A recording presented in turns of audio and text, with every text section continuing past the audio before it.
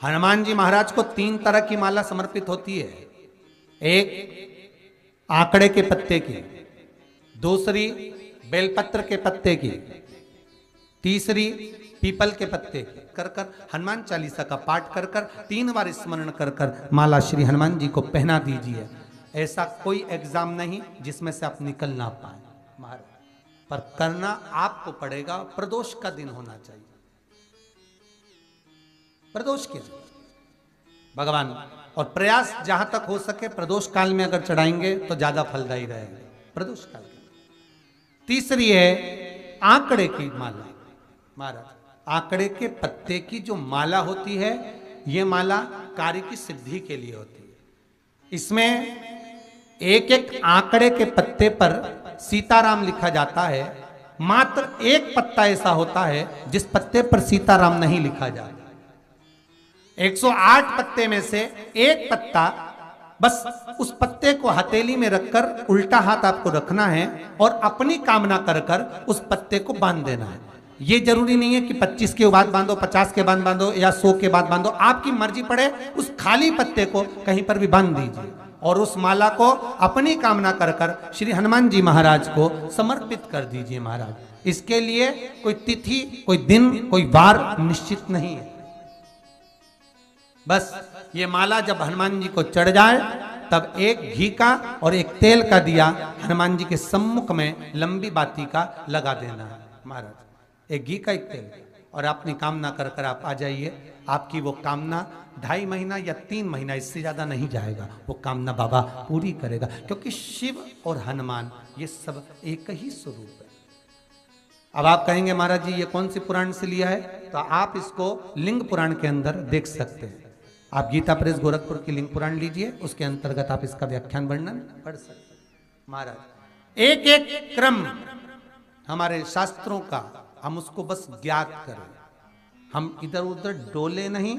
हमारी पुराणों में इतने लेख लिखे गए हैं, उसको ही अगर हमने निकाल लिया तो हम जीवन में सुख पा सकते हैं, हम दुखी नहीं हो सकते। तुमरो मंत्र विभीषण माना, लंकेश्वर भय सब जग जाना। महाराज वो मंत्र कौन सा है जो दिया जा रहा है, वो मंत्र कौन सा है जो प्रदान किया जा रहा है?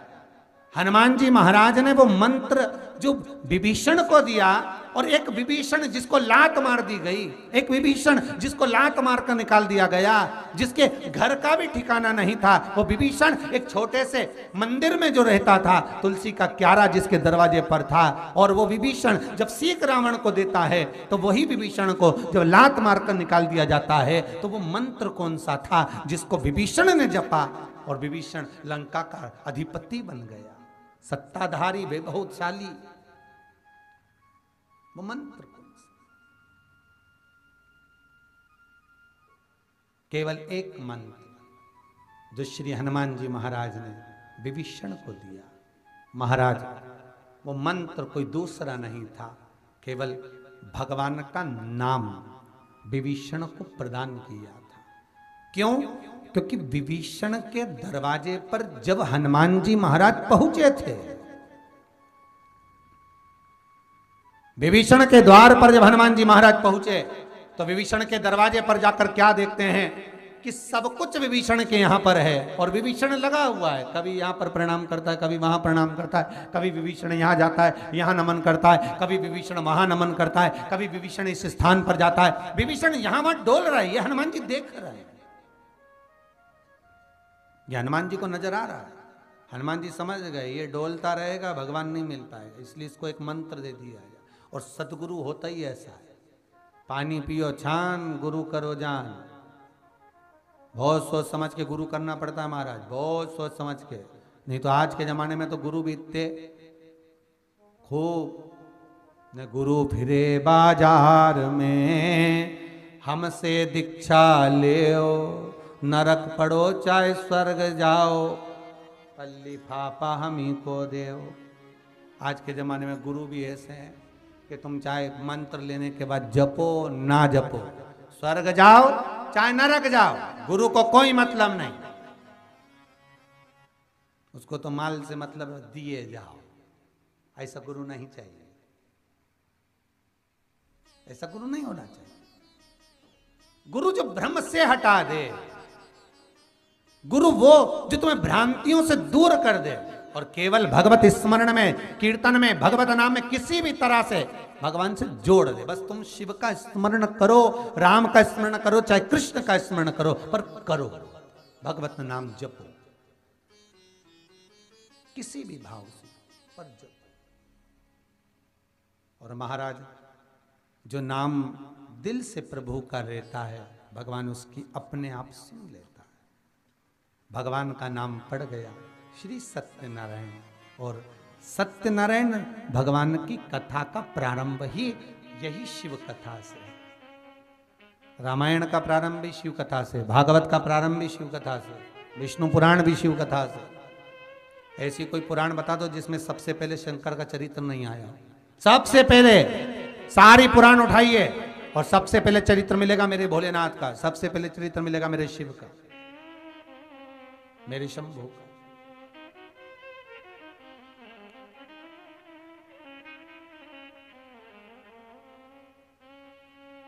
और वो चरित्र आनंद का देने वाला। महाराज कह दिया ब्रह्मा जी ने, भगवान विष्णु जैसे ही बोले कि मैंने नहीं दर्शन करे, तुम सत्यनारायण। पर ब्रह्मदेव आप तो गए थे, क्या आपको भगवान के शीश का दर्शन हुआ है?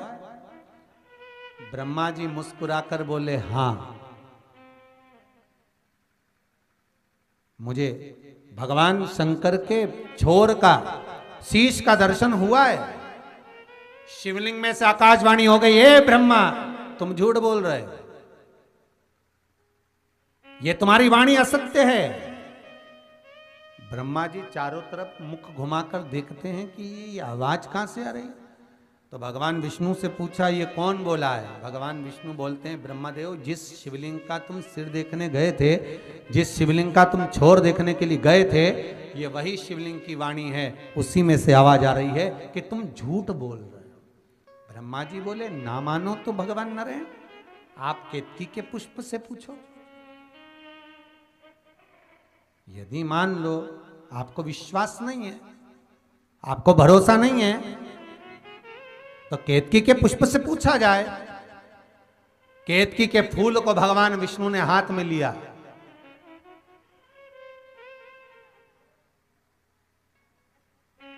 भगवान नारायण ने केतकी के पुष्प को हस्त में लिया।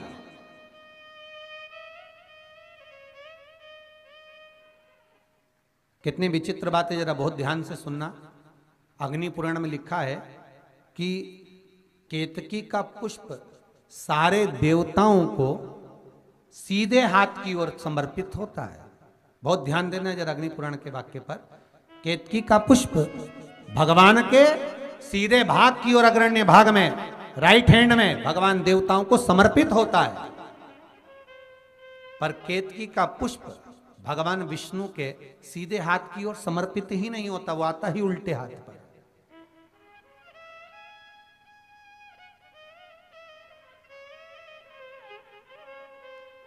और केतकी का जो पुष्प होता है, उस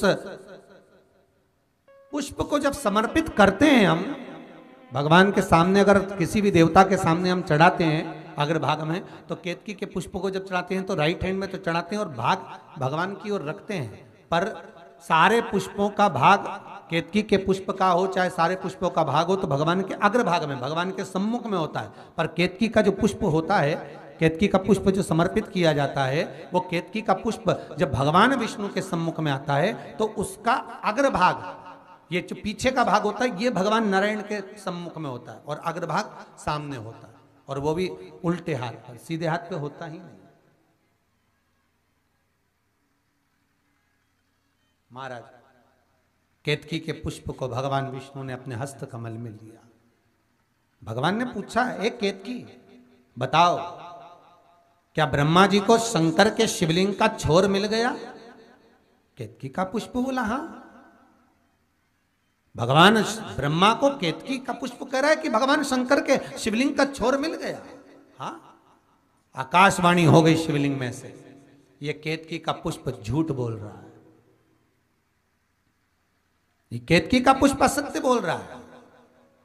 और भगवान की आकाशवाणी हुई और शिवलिंग में से आवाज आई, अरे केतकी के पुष्प, तो मेरे शिवलिंग के सामने झूठ बोला है और असत्य मुझे पसंद नहीं है, तो तूने असत्य बोला है। सारे देवताओं पर तू चढ़ेगा पर शंकर पर कभी नहीं चढ़ेगा। अगर भूल से भी ये केतकी का पुष्प शंकर पर चढ़ गया तो 1000 गौ हत्या के बराबर दोष लग जाएगा। इसलिए सारे फूल पत्ती, तुम नीम की पत्ती शंकर पे चढ़ा दो, बेलपत्र चढ़ा दो, पेड़ों की पत्तियां तोड़कर चढ़ा दो, शिव स्वीकार करते हैं, पर शंकर कभी केतकी के पुष्प को स्वीकार नहीं करते। केतकी का पुष्प नहीं होगा।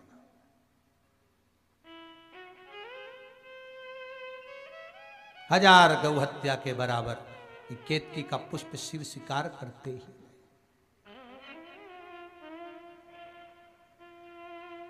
शिव की स्वीकृति नहीं। देखो कितनी विचित्र बात है,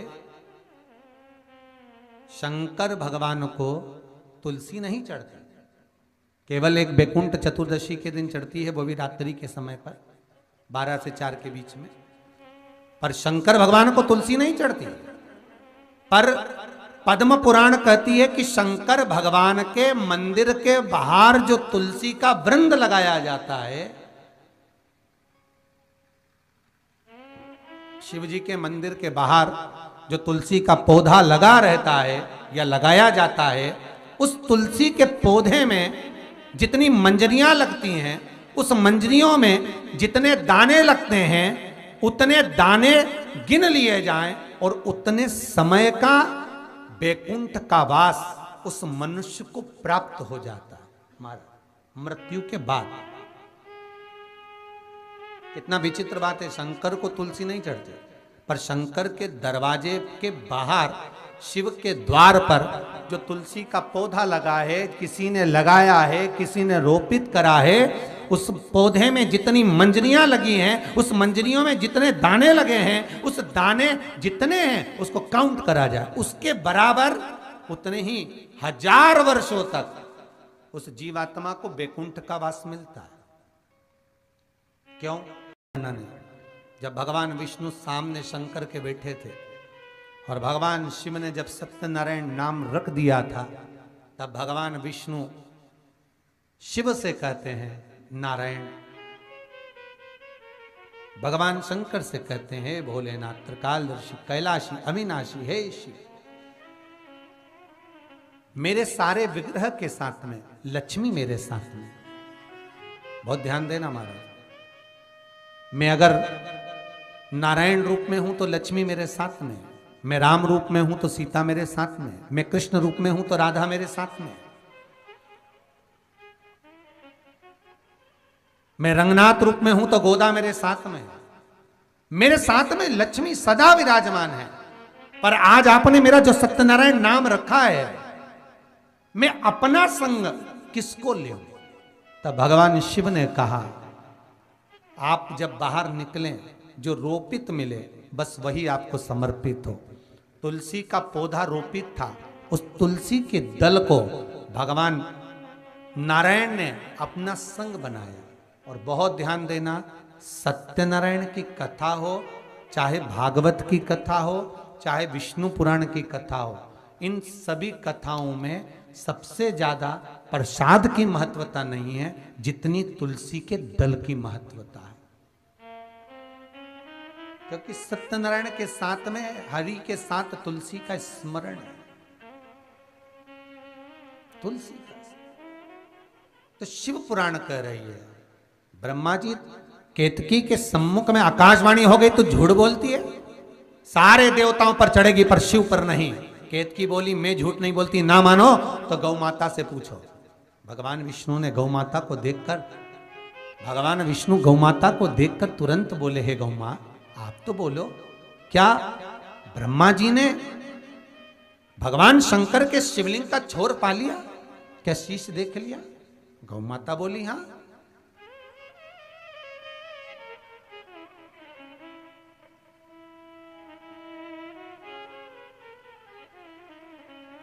हाँ, कितना सरल होता है। अदालत में खड़े होते हैं, गीता जी सामने रखी जाती है, हाथ रख के बोलो,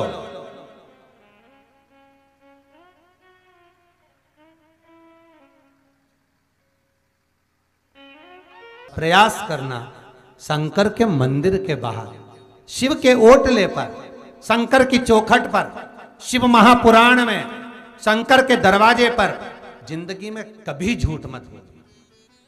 क्योंकि हमारा हिंदू धर्म कहता है, पहले के समय में अदालत नहीं होती थी, पहले के समय में पंचायत नहीं होती थी। व्यक्ति को अगर कुछ सत्य बुलवाना होता था, शंकर के मंदिर में ले जाते थे और शिव के मंदिर में ले जाके कहते उठा गंगा जल और कह दे तूने ये नहीं करा। पहले अदालत नहीं होती थी, पंचायत नहीं होती थी। शंकर के मंदिर में ले जाकर कहते थे उठा गंगा जल और कह दे कि तूने ये नहीं किया। क्यों? क्योंकि गंगा जल उठाना मतलब शंकर को हाथ में उठा लेना, क्योंकि शिव की जटा में गंगा है। और उस समय पर जो व्यक्ति बोलता था बस वो सत्य माना जाता था। क्यों? क्योंकि शिव पुराण कहती है, स्कंद पुराण कहती है, लिंग पुराण कहती है कि शंकर के दरवाजे पर बोला गया झूठ, शिव के मंदिर में बोला गया असत्य, व्यक्ति का जब बुढ़ापा आता है, जब वो मरता है तो इतना शरीर में कष्ट होता है, इतनी बीमारी उसको लग जाती है कि वो ठीक ही नहीं हो पाता, कर रहा है, तड़प रहा है, मर रहा है। प्राण कैसे छूटे? कैसे? कई लोगों के फोन आते हैं, गुरुजी हमने हमारी माता जी को 15 बार तो गीता जी सुना दी, 4-5 बार नीचे लीप कर सुला दिया, फिर वो उठकर बैठ गए, फिर ठीक हो गई, फिर वापस पलंग पे सुलाया। हमने 2-4 बार गीता जी सुना दी, गंगा जल पिला दिया, तुलसी दल खिला दिया, पर अम्मा तड़प रही है, पलंग पर गंदगी कर रही है, पर प्राण नहीं छूट रहे। गुरुजी हमने सब कर लिया, गजेंद्र मोक्ष करा, गौदान करा, अन्नदान करा, वस्त्रदान, सब कुछ करा, पर ये मुक्ति क्यों नहीं मिल रही? कारण क्या है? बस फिर व्यक्ति बहुत तड़पता है, पलंग पर पड़ा रहता है, उसकी जब मुक्ति नहीं होती तो एक ही काम किया जाता है जो स्कंद पुराण में लिखा है, हाथ में तांबे के लोटे में जल भरा जाता है, 7 चावल के दाने उसमें डाले जाते हैं, फिर 7 चावल के दाने डालकर 2 दुर्वा उसमें पटकी जाती है। जो मर रहा है, तड़प रहा है, प्राण नहीं छूट रहे, उसका सीधा हाथ उस पर लगाया जाता है और उसको शिव जी को ले जाकर चढ़ा दिया जाता है। फिर उसकी 3 दिन में, 5 दिन में मुक्ति हो जाती। ये स्कंद पुराण कहती है। क्यों? क्योंकि शंकर का जो दोष उसने करा है, उस दोष को मिटाने का तरीका ही है भक्ति और मुक्ति का। ये केंद्र बिंदु है शिव महापुराण। शंकर ओघड़दानी, मेरा कैलाशी, मेरा अविनाशी, मेरा शिव, जो कि नित्य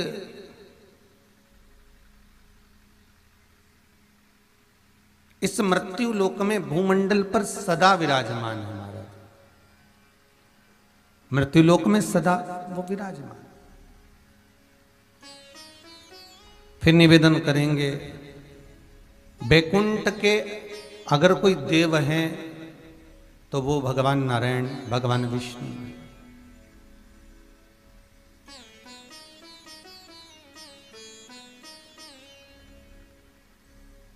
ब्रह्मलोक के अगर कोई देव हैं तो वो भगवान ब्रह्मदेव हैं। पर यदि ये भूमंडल के मृत्यु लोक का अगर कोई देव है तो वो देव अधिदेव महादेव है। इस मृत्यु लोक का अगर कोई देव है, मृत्यु लोक का अगर कोई देवता विराजमान है तो वो देव अधिदेव महादेव है, भगवान शंकर, भगवान भूत भावन भूतेश्वर, भगवान शिव करुणा सागर। पर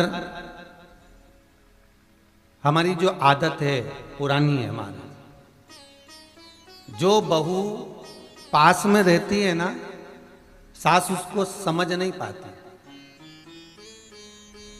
और जो बहू दूर रहती है ना, सास उसको बहुत श्रेष्ठ समझती है। अरे बहुत बढ़िया, बस 2-4 दिन पूना से आई, मुंबई से आई, कहीं से आई, और उसने थोड़ा बहुत लाड लड़ाया सासू जी से, मम्मी जी कहकर पूछा ताछा, बस थोड़ा बहुत कहा कि मम्मी जी कर कर चाय भी पिलाई, भोजन भी बनाया, आदर भी करा, सम्मान भी करा, सत्कार भी करा, खूब करा। अब वो आई कितने दिन के लिए? भाई मान लो मुंबई से और पूना से अगर वो आई है और कहीं से मान लो वो पहुंची है, तो वो कितने दिन के लिए पहुंची? कुछ 8 दिन 10 दिन या 30 त्योहार पर आ गई, दूर रहती है ना, तो वो कहे दूर के ढोल सुहावन महाराज। बहुत बढ़िया, वो फोन लगा के पूछ लेती है हाल चाल, कैसी हो मम्मी जी, कैसा हो, क्या बात है क्या नहीं, तो वो बहुत अच्छी लगती। 4 दिन दिवाली पे आई, थोड़ा आदर करा, सम्मान करा, सत्कार करा, बहुत अच्छी लगी महाराज। आगे बढ़ बढ़ कर चाय पिला दी, बहुत अच्छा लगा महाराज। पर जो संग में रह रही है, जो तुम्हारे साथ में रह रही है, जो सर्वदा तुम्हें निभा रही है, तुम्हारे दुख सुख में तुम्हारे सामने खड़ी हुई है, जरा से तुम बीमार पड़े, बहू दौड़ कर आ गई, थोड़ा सा चाय लाना है, बहू को आवाज लगा दी, तो कुछ लाना है, बहू से कह दिया, अपने मन की बात करना है, बहू से कह दिया, तो वो ठीक नहीं लगती, क्योंकि वो बीच बीच में थोड़ा थोड़ा क्रोध कर देती है, थोड़ा थोड़ा उसका स्वभाव चिड़चिड़ा हो जाता है, तो वो कहने में आ जाता है। और वो उसी से कह सकती है जिससे लगाव होता है, जिससे प्रेम होता है, जिससे स्नेह होता है, जिससे वात्सल्यता होती है। झगड़ा क्या पड़ोसी से रोज होता है? झगड़ा क्या मोहल्ले वालों से रोज होता है? नहीं। पर पत्नी पति से भी झगड़ती है, सास और बहू का झगड़ा होता है, भाई भाई का झगड़ा होता है, बंधु सखा का झगड़ा होता है। क्यों? क्योंकि इनमें आपस में प्रेम इतना होता है कि झगड़े रहते। भगवान कृष्ण और सुदामा भी झगड़े, तूने मेरे चने खा लिए है, तो कृष्ण और सुदामा भी झगड़े साथ में महाराज। राधा और कृष्ण का भी झगड़ा हुआ है प्रेम के वश में।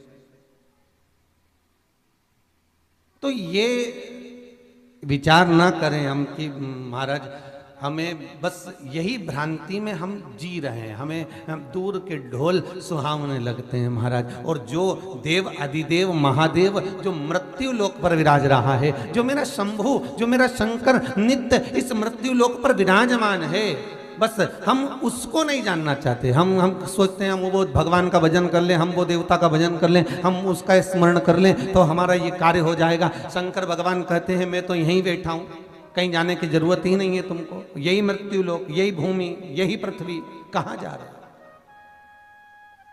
किस लिए, हम क्यों भटके? और हमारे भटकने का कोई कारण नहीं, हमारे भटकने की कोई साध्यता हमारा।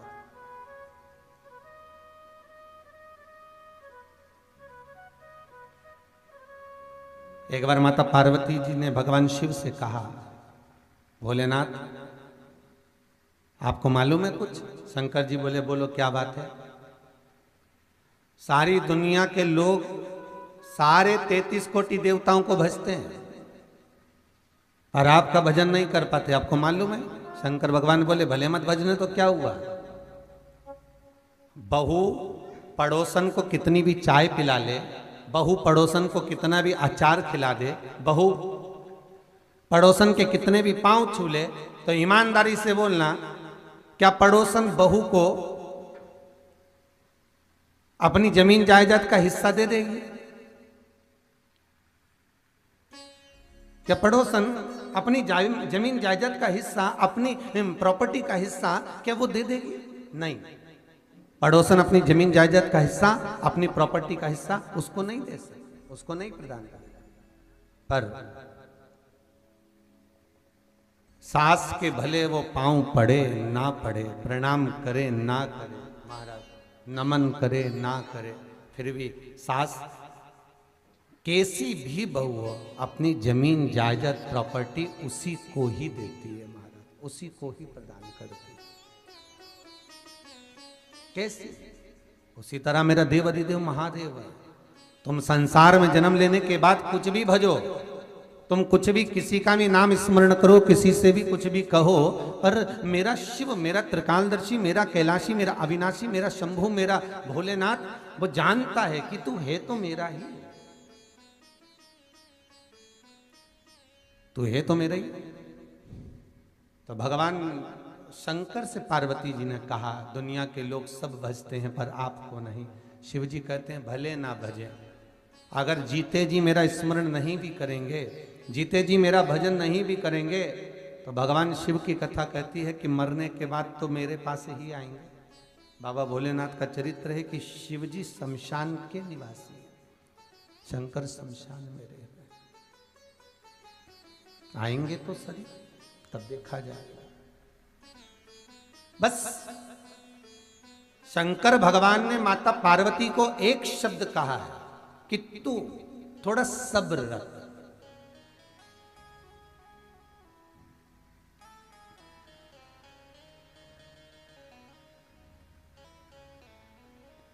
और ये दुनिया का सबसे विचित्र शब्द है,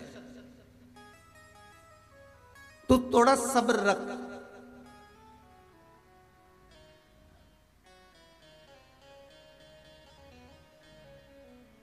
और अगर हम किसी को सहज भाषा में कहते हैं ना महाराज, हम किसी को सहज भाषा में कह देते हैं बहुत सब्र करता है, बहुत सबरी है? बहुत सबरी।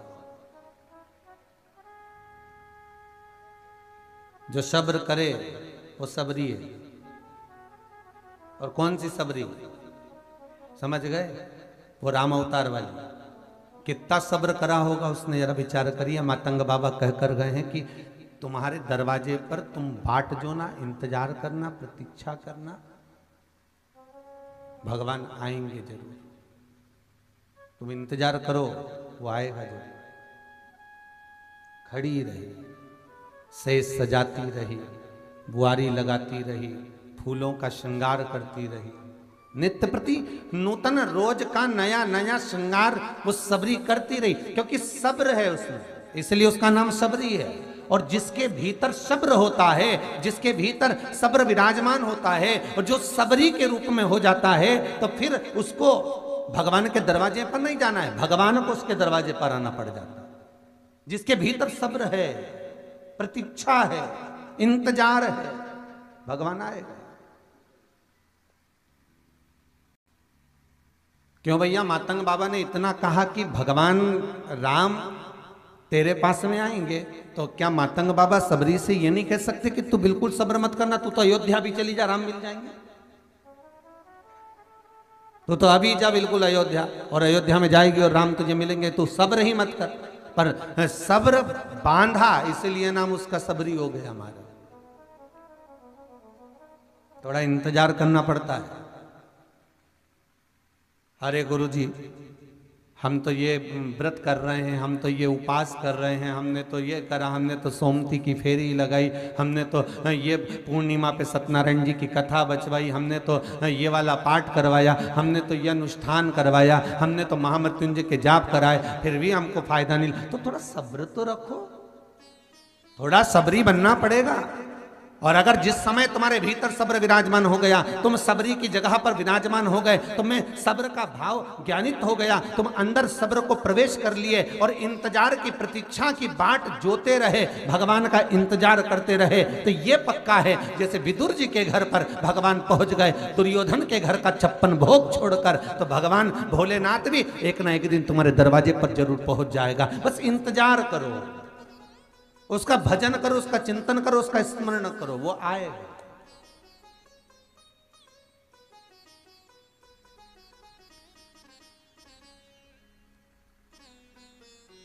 यहां पर बहुत सारे जो बाहर से आए हुए हैं, कोई आगरा से, कोई हरियाणा से, कोई दिल्ली से, कोई पूना से, कोई नासिक से, कोई मुंबई से, तो ये आप लोग आए हो तो कितना सब्र रखा होगा आपने, जरा विचार करिए। कब से कथा सुन रहे, ऐसा सुना वैसा सुना, कथा का स्मरण करा, हमने ये अनुष्ठान करा, हमने पशुपति व्रत करा, हमने कितना सब्र बांध कर, पर मन में तुम्हारे एक भाव होगा कि एक बार मुझे वहां से मिलना है, मुझे एक बार जाकर कथा श्रवण करना है, मुझे एक बार सामने बैठकर कथा सुनना है। आप वो सब्र बांधते बांधते बांधते बांधते बांधते बांधते आज कथा में पहुंच ही गए। ये परमात्मा बुला लिया, ये परमात्मा का दर्शन, ये परमात्मा का साक्षीकरण हो गया। बस थोड़ा सा रखना पड़ेगा सब्र को महाराज, फिर आपको नहीं जाना है, भगवान को आना है महाराज। कहते हैं प्रेम से प्रभु छिलके भी खा गए।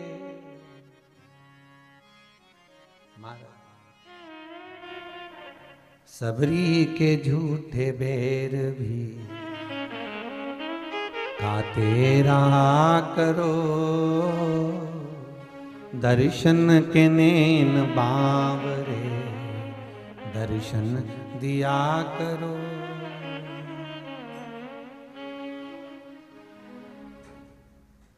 केवल एक सब्र का जो नाम भगवान शिव पार्वती से कह रहे हैं कि तू सब्र धारण कर, तो इंतजार कर। कभी कभी सास भी बहू से कह देती है देखो थोड़ा सब्र रखो, इंतजार करो, समय आएगा, इंतजार करिए, होगा। और फिर निवेदन करूं कि ये कर्म की गति बड़ी विचित्र है। जो हम कर रहे हैं वो हमको भोगना पड़ेगा और हमें प्राप्त भी होगा। आज किसी शीलाबेन अहमदाबाद ने एक प्रश्न लिखकर भेजा है, बहुत अच्छा प्रश्न है बहन आपका। उन्होंने अपनी बिल्डिंग का नाम भी लिखा कि कौन सी चाल में वो रहते हैं। तो शीला बहन, अगर आप कथा सुन रहे हैं तो आपका प्रश्न बहुत सुंदर है कि महाराज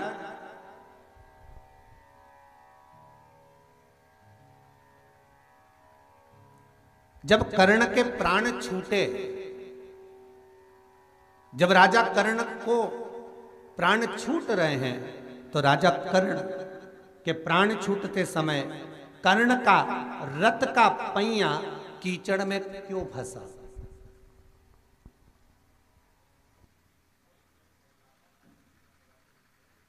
बहुत विचित्र प्रश्न है और बहुत सुंदर प्रश्न है महाराज।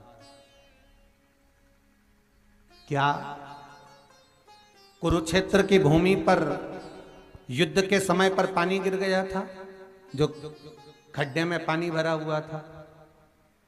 क्या कुरुक्षेत्र की भूमि पर कहीं ना कहीं खड्डे में जल भरा हुआ था जहां पर रथ फंस गया था? क्या कुरुक्षेत्र की भूमि पर किसी खड्डे में कीचड़ भरा हुआ था जिसमें कर्ण का पहिया फंस चुका था? तो बहन बड़ी सावधानी से इस प्रश्न को आपने भेजा, पड़ा सुंदर प्रश्न है, उसका उत्तर एक ही है। और आपने महाभारत में देखा होगा जब अभिमन्यु के प्राण छूट रहे थे, 7 महायोद्धा जब आसपास में खड़े हुए थे और अभिमन्यु के प्राण छूटते समय अभिमन्यु पर जब प्रहार पर प्रहार करा गया, अभिमन्यु के प्राण छूटने की जब घड़ी आ गई, तो अभिमन्यु ने सारे तरफ जितने खड़े हुए योद्धा थे, अभिमन्यु ने किसी के आगे जाकर जल की याचना नहीं करी। पर अभिमन्यु जब पड़ा हुआ था तो कर्ण को पहचान गया और कर्ण को कहता है, हे राजन, आप तो दानवीर कर्ण हो। इनमें से जितने 7 खड़े हैं उनको 6 को छोड़ दो, इनमें से एक भी दानवीर की गिनती में नहीं आता, पर आप दानवीर की गिनती में आते हो। आप दानवीर कर्ण हो, दुनिया आपको दानवीर कहती है। जिंदगी में आपने बहुत दान करा, बहुत पुण्य करा, बहुत सत्कर्म करा, पर आज मुझे भी थोड़ा सा दान दे दो। और राजा कर्ण के सामने अभिमन्यु प्राणों को त्यागते हुए 7 योद्धाओं के सम्मुख में कर्ण से कहते हैं, मेरे प्राण अटक रहे हैं, मुझे आपके रथ पर जो पानी रखा है वो पिला दीजिए। बस कर अभिमन्यु ने उतना मांगा, वो दान दे दो।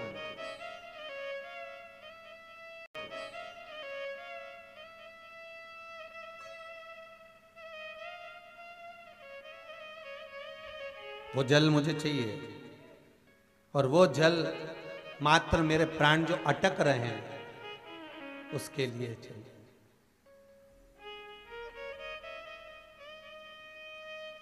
प्राण छूटते समय राजा कर्ण अभिमन्यु से कहते हैं कि इतने लोग खड़े हैं, तूने मुझसे ही क्यों मांगा?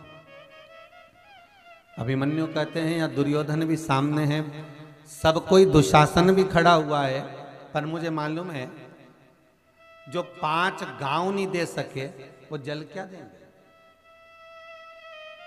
भगवान कृष्ण मांगने के लिए आए थे कि मात्र 5 गांव तुम तो ऐसे ही दान में दे दो ना, 5 गांव, इससे ज्यादा चाहिए क्या। जब वो 5 गांव नहीं दे सके तो फिर जल क्या देंगे, इसलिए मैंने मांगा नहीं। कर्ण के आगे अभिमन्यु बार बार कहते रहे कि मुझे जल पिला दो, बहुत प्यास लग रही, बहुत प्यास लग रही, मुझे पानी पिला दीजिए, बहुत प्यास लग रही, मुझे जल दे दीजिए, पर नहीं दिया। और जब जल नहीं दिया महाराज अभिमन्यु के प्राण छूट गए। तो बहन आपने जो प्रश्न किया है कि क्या वहां पानी गिरा था, क्या खड्डे में जल भरा हुआ था, क्या कीचड़ भरा हुआ था, ये राजा कर्ण का चरित्र कहता है कि जब राजा कर्ण ने जल का दान नहीं दिया, उस समय पर जब राजा कर्ण का पहिया कीचड़ में फंसा था, एक चुल्लू पानी नहीं दे पाया, तभी उसको लग गया था कि अब मेरी जो मृत्यु होगी वो इसी जल के कारण होगी, जो मेरे रथ के अंदर रखा हुआ, पीने के लिए जो पानी रखा था, कर्ण का जो रथ खड़ा था उसका पानी नीचे गिरा और पहिया उसी में फंस गया, उसी बालू में, उसी कीचड़ में। कर्ण ने भगवान कृष्ण को पुकारा और पूछा कि मेरे बराबर दुनिया में कोई दान नहीं कर पाया, मुझे लोग राजा कर्ण कहते हैं, दानवीर कर्ण, और दुनिया में मेरे बराबर कोई दान नहीं कर सकता। मैंने जितना दान दिया शायद ही कोई देगा, मैंने जितना पुण्य करा शायद ही कोई करेगा। इतने में भगवान कृष्ण कहते, अरे ओ कर्ण, कौन सा दान और कौन सा पुण्य, मात्र एक चुल्लू पानी तू नहीं दे सका। मृत्यु के सैया पर पड़े हुए व्यक्ति को लोग एकादशी का दान देते हैं, लोग मरते हुए व्यक्ति के सम्मुख में गौदान करवा देते हैं, लोग मरते हुए व्यक्ति के सम्मुख में तुलसी का दल दान कर देते हैं, लोग मरते हुए व्यक्ति के सम्मुख में अपने करे हुए पुण्य का दान दे देते हैं, और तू चुल्लू पर पानी ना दे पाया। तो राजा कर्ण कहते हैं, महाराज मैं दुर्योधन के लिए नहीं दे पाया, क्योंकि मैं दुर्योधन की सेना में था, अगर मैं देता तो मेरा मित्र रुष्ट हो जाता। भगवान कहते हैं, एक को रुष्ट से, बस केवल एक को संतुष्ट करने के लिए तूने सारा पुण्य नष्ट कर दिया। कर्ण कहते हैं, तो क्या मेरा पूरा की पूरा पुण्य चले गया। भगवान कृष्ण कहते हैं, मृत्यु के समय पर जो मांगा जाए वो दिया जाए, जिस व्यक्ति से कहा जाए वो वचन निभाया जाए।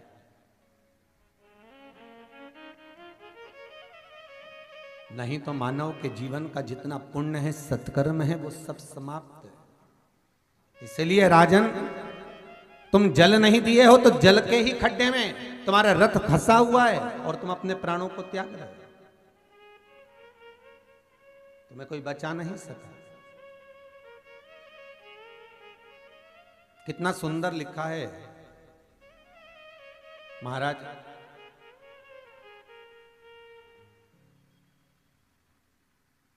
मार्कंडे पुराण के अंतर्गत लिखा है कि जो हमने दिया, श्रीमद् भागवत में भी है और गरुड़ पुराण में भी लिखा है, शिव पुराण में भी लिखा है, जो हमने दिया, हमारे प्राण छूटने के समय पर वो हमारे सामने होता है, और जैसा हमने छल किया, हमारे प्राण छूटने के समय पर वो छल भी हमारे सामने होता है।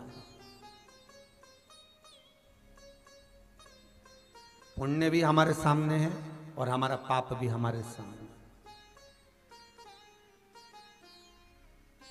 पुण्य हमारे सामने और पाप भी हमारे सामने। इसलिए शिव महापुराण की कथा कहती है, थोड़ा सा सब्र बांधकर शबरी जैसे रहो। सब्र जिसके भीतर है वही दुनिया में सबरी है, और सब्र जब भीतर आ गया तो फिर तुम्हें भगवान के दरवाजे पर जाने की जरूरत नहीं है। तुम घर पर बैठ कर भी अगर भगवान का भजन कर रहे हो तो भगवान तुम्हारे दरवाजे पर आ ही जाएगा, पहुंचेगा।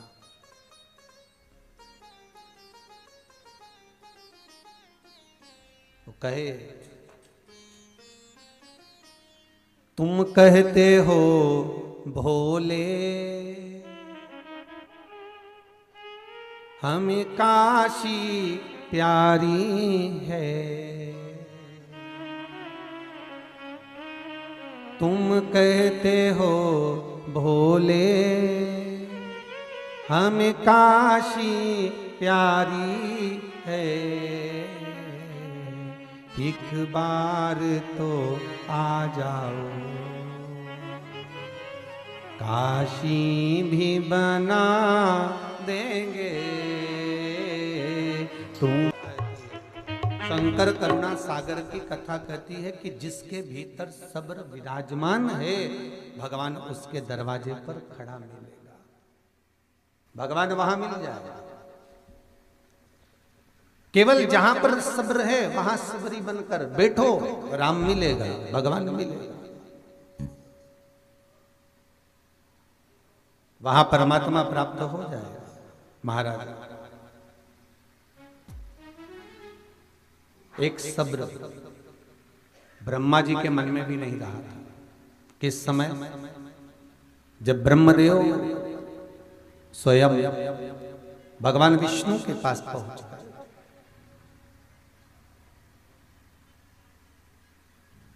और ब्रह्मा भगवान विष्णु के पास जाकर कहते हैं, नारायण मुझे आपसे कुछ कहना है, मुझे आपसे कुछ विनती करना है, बोलिए क्या कहना चाहते हो? महाराज विनती केवल इतनी सी करना है कि प्रभु मुझे सबके पिता का नाम मालूम है, मैं सबके पिता का नाम ज्ञात है, मुझे सबके पिता का नाम मैं जानता हूं, पर मुझे आपके पिता का नाम नहीं मालूम, मुझे आपके पिता का नाम नहीं मालूम। भगवान विष्णु बोले, ब्रह्मदेव यदि कोई पिता है तो वो केवल एक ही, क्योंकि मेरा जो जन्म हुआ है, नारायण का जो जन्म है, जल में एक पानी के बुलबुले से अयन करने के कारण, जल में जो अयन कर रहा है वही नारायण है। केवल एक पानी के बुलबुले से ही भगवान की उत्पत्ति हो गई। तो जो वो बुलबुला है पानी का, वो एक शिवलिंग की आकृति का है, और वो शिवलिंग की जो आकृति है उसमें से जो बिंदु प्रकट होता है, उसमें से जो बिंदु निकला है, वही बिंदु से भगवान नारायण की उत्पत्ति है।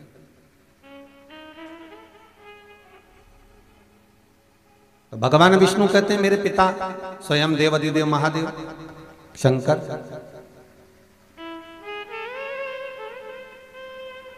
पिता शिव। हाँ, इतने में ब्रह्मा जी बोले, अगर आपके पिता शिव हैं तो शिव का स्वरूप क्या है? शंकर कौन, शिव का स्वरूप क्या? तो भगवान विष्णु और भगवान ब्रह्मा की जब वार्तालाप हुई, और उस वार्तालाप में भगवान तुरंत उसी समय पर कह दिए, उसी पल उसी घड़ी पर बोले। भगवान विष्णु कहते हैं, सुनो ब्रह्मदेव, अगर आप जानना चाहते हो कि उत्पत्ति का केंद्र बिंदु शिव है, और तो शिव है कैसा, तो चलो आप क्या चाहते हो? तो भगवान ब्रह्मा जी कहते हैं, मुझे केवल आपके पिता को देखना है, केवल आपके पिता को मुझे जानना है, और कुछ नहीं।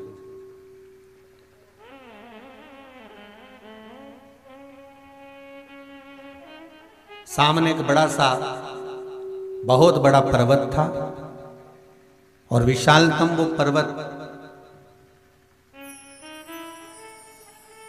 एक और ब्रह्मा एक और भगवान विष्णु दोनों खड़े हो गए और उस पर्वत को घुमाना प्रारंभ किया।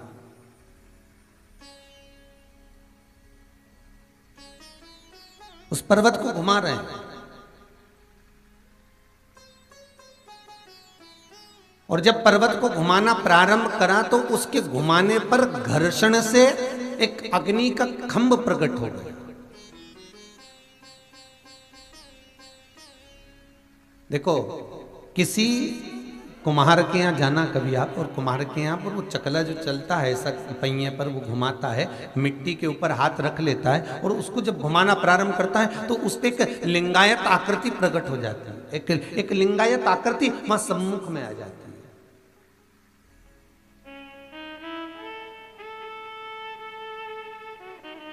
और भगवान और ब्रह्मा और विष्णु ने जब घुमाना प्रारंभ करा तो उससे एक लिंगायत आकृति उत्पन्न हो गई। सबसे प्रथम शिवलिंग ब्रह्मा और विष्णु ने प्रकट कर लिया, सबसे पहला शिवलिंग,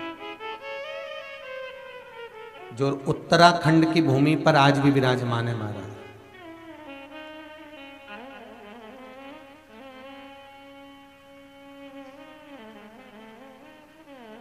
सबसे पहला शिवलिंग प्रकट करा और शिवलिंग प्रकट हुआ। ब्रह्मा जी ने पूछा ये कौन है? ब्रह्मा जी पूछ रहे हैं ये कौन है? भगवान नारायण कहते हैं यही तो मेरे पिता हैं, यही मेरे पिता हैं। तो कहा ये पिता तो है, पर इन पिता का मुख कहाँ है, चरण कहाँ है, हस्त कहाँ है, इन पिता का शरीर कहाँ है? केवल एक लिंगायत आकृति जो सामने प्रकट हुई है, बस केवल वही तो आकृति है। इसमें इनके चरण कहाँ, इनके मुख कहाँ, इनके हस्त कमल कहाँ? केवल यह तो केवल एक लिंगायत आकृति जो प्रकट हुई है वो सम्मुख में है। कहाँ?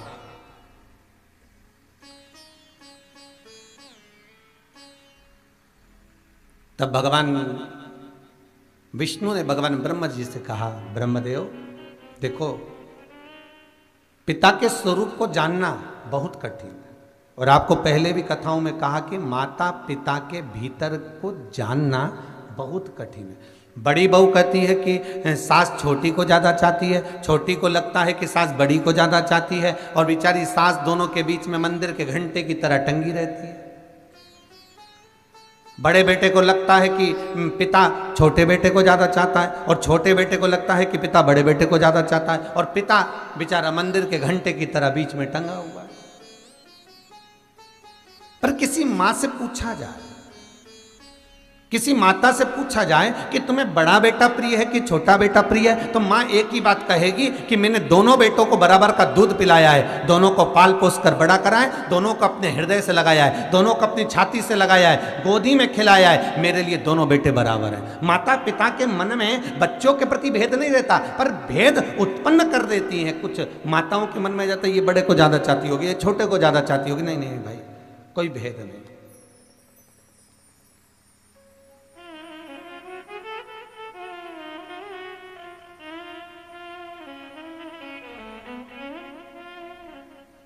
और मेरा आपसे भी निवेदन है, माता पिता के मन में क्या है, माता पिता क्या चाहते हैं, माता पिता का भाव क्या है, हमें कभी ये जानना नहीं कि माता पिता किसको ज़मीन देंगे, किसको जायदाद देंगे, किसको दौलत देंगे, किसको संपदा देंगे।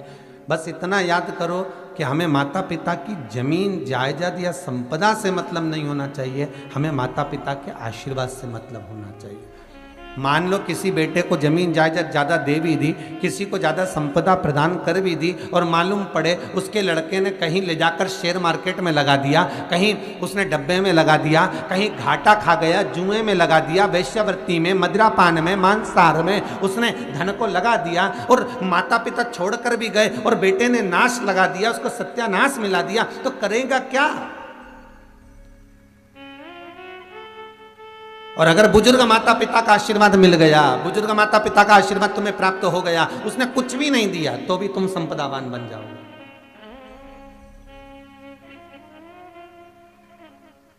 कितना सुंदर लिखा है शिव महापुराण के अंदर। भगवान विष्णु के मंदिर में जाकर कहना पड़ेगा प्रभु मेरे दुख काट दीजिए। भगवान विष्णु के मन में जाकर मंदिर में जाकर कहना पड़ेगा कि प्रभु मेरा दुख काट दीजिए।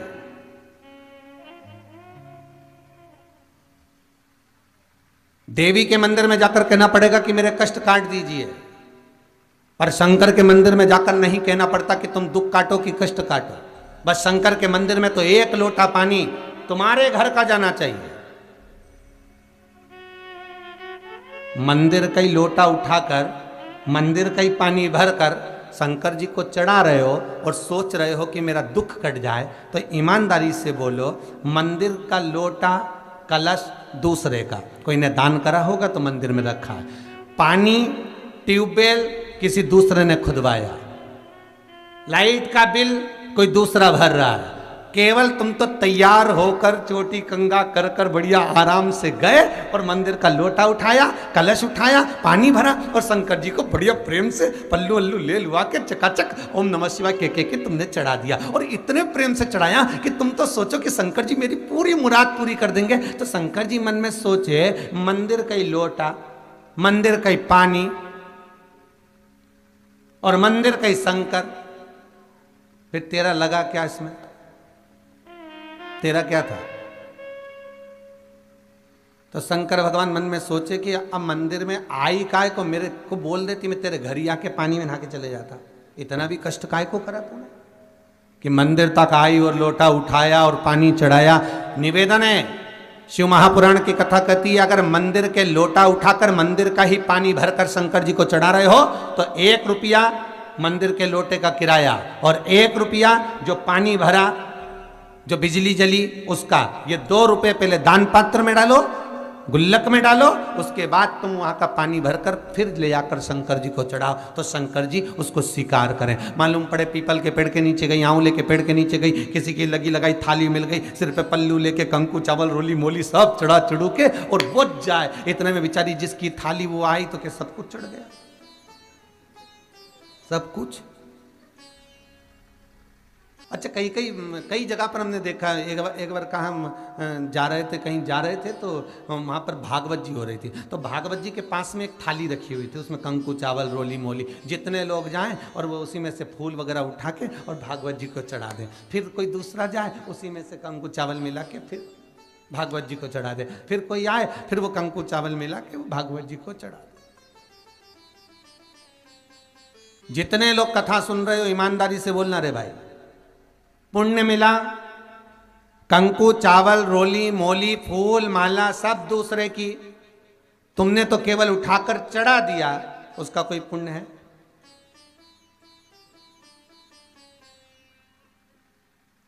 सारे देवताओं के दरवाजे पर जाकर कहना पड़ेगा कि हमारा दुख काट दो, पर शंकर के मंदिर में जाकर कभी नहीं कहना पड़ेगा कि मेरा दुख काट दो। शिव के मंदिर में तो एक काम करो जो पुराने समय में माताएं करती थी, जो पुराने समय में पुरुष करते थे, जो पुराने समय में बुजुर्ग करते थे। अपने घर का 1 लोटा पानी भरकर सुबह से माताएं निकलती थी, हाथ में एक छोटी सी डलिया, उसमें थोड़े से फूल बेलपत्र आदि पड़े रहते थे, एक हाथ में जल का पात्र रहता था और उसको लेकर माताएं शिव मंदिर में जाकर समर्पित करती थी। अर्थात क्या हुआ इससे? तो शिव महापुराण की कथा कहती है, जब घर का जल ले जाकर हम शंकर को चढ़ाते हैं तो शंकर को हम अपने घर का एड्रेस बताकर आ जाते हैं कि ये हमारे घर का पता है। अब तुम शाम को जब निकलो भ्रमण करने के लिए, जब हमारे घर पर होते हुए चले जाना। अब कहने की जरूरत है क्या दुख कटेगा? अब भगवान को बोलना पड़ेगा कि दुख काटो? कुछ नहीं कहना, बस एड्रेस बताना। हमें भी भगवान के मंदिर में जाकर ये नहीं कहना कि तुम दुख काटो, हमें तो बस केवल 1 लोटा जल लेकर जाना है और भगवान को समर्पित करना है, विनती करना है, निवेदन करना है और भगवान उसको स्वीकार कर लेगा। बस 1 लोटा पानी। अब इतना सरल देव देखो कहीं मिलने वाला है क्या? सारे देवताओं के पूजन में तो सारी सामग्री चाहिए, अच्छे अच्छे वस्त्र पहनाओ, आभूषण पहनाओ, रतन पहनाओ, माणिक पहनाओ, मोती पहनाओ, ये पहनाओ वो पहनाओ। शंकर जी को 1 लोटा पानी, हर हर महादेव 3 बार। शिव जी की कथा कितनी विचित्र, वो कहते अगर पानी भी नहीं है चढ़ाने के लिए, तुम्हारे घर में मान लो जल भी नहीं है, बस 3 बार ताली बजा दो। और वो भी नहीं कर सकते तो शिव मंदिर के दरवाजे पर जाकर बम बम बोले बोल दो, वो भी नहीं कर सकते तो मात्र शिखर का दर्शन कर लीजिए। शिखर दर्शनम सर्व पाप नाशनम, मात्र शिखर का दर्शन करो, उससे भी सर्व पापों का नाश हो जाता।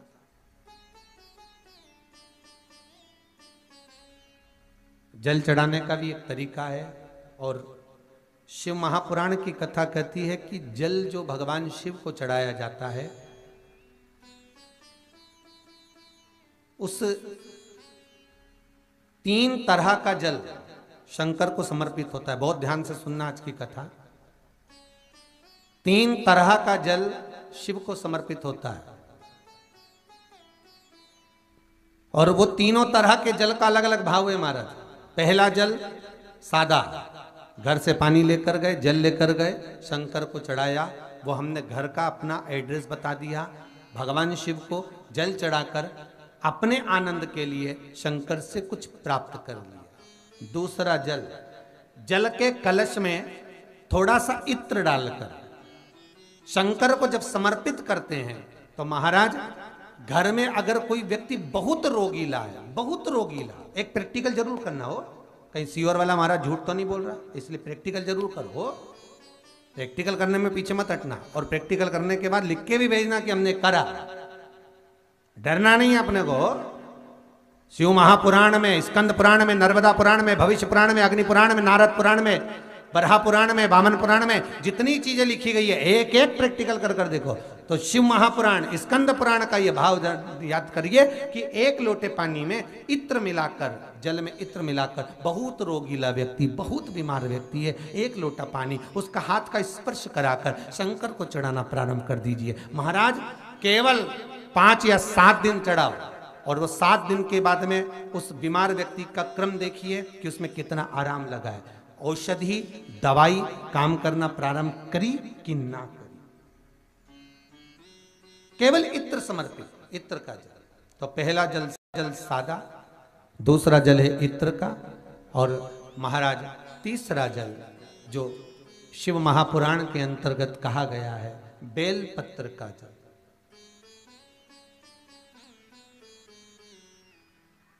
तीसरा जो जल है वो बेलपत्र का जल। बेलपत्र का जल कैसा?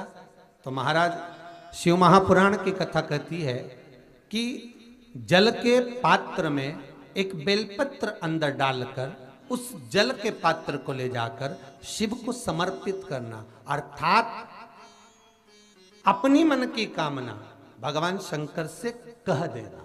केवल बेलपत्र के माध्यम, बोलना नहीं है हमको, कुछ हमें कुछ कहना नहीं है। वैष्णव धर्म के अंदर, पुष्टि मार्ग के अंदर जहां जहां पर महाप्रभु जी की बैठक जी होती है, श्रीमद् वल्लभाचार्य जी की जहां पर महाप्रभु जी की बैठक होती है वहां पर झारी जी भरी जाती है। तो झारी जी जो भरते हैं, जल का पात्र जो भरते हैं झारी जी, तो उसका व्याख्यान वर्णन अगर करा जाए तो झारी जी क्यों भरी जाती है, तो श्रीमद् वल्लभाचार्य जी के जो लेख है उसमें वर्णन आता है कि परम भगवदीय वैष्णव जो महाप्रभु जी की बैठक जी पर जाता है और झारी जी जो भरता है, वो झारी जी भरने का क्रम ये रहता है कि वैष्णव जीव अपने मन की बात डायरेक्ट भगवान से नहीं कह सकता, इसलिए वैष्णव क्या करता है कि यमुना जी से कहता है। ये झारी जी जो है ये यमुना जी, तो यमुना जी को जब भरता है, झारी जी भरता है, तो अपने मन की बात वो यमुना जी से कहता है। यमुना जी से कहकर यमुना जी के भाव से श्रीमद् वल्लभाचार्य जी के सामने रख देता है। तो यमुना जी श्रीमद् वल्लभाचार्य जी को आज्ञा करती हैं कि जाओ, श्रीमद् वल्लभाचार्य जी से कहती हैं हे वल्लभ जाओ, अब ठाकुर जी से तुम कहो कि ये परम भगवदीय वैष्णव आया है और इसके मन की ये अभिलाषा है। फिर वल्लभ ठाकुर जी से निवेदन करते हैं, फिर ठाकुर जी उसको स्वीकार करते हैं। अर्थात जल चढ़ाना, भगवान का स्नान कराना, भगवान के ऊपर जल का पात्र समर्पित करना, ये हमारे दिल की बात हमें भगवान को कह देना, हमें भगवान को समर्पित कर देना। अच्छा ईमानदारी से बोलो, तुम घर में रोज भगवान नहलाती हो? जितने लोग यहाँ बैठे हैं, जो टीवी के सामने बैठे हैं, वो अपने भाव से कह देना। जितने लोग यहाँ बैठे हैं, तुम घर में भगवान को रोज नहलाते हो? अरे बोलो तो, नहलाते हो ना रोज? तुम रोज भगवान को सुलाते हो?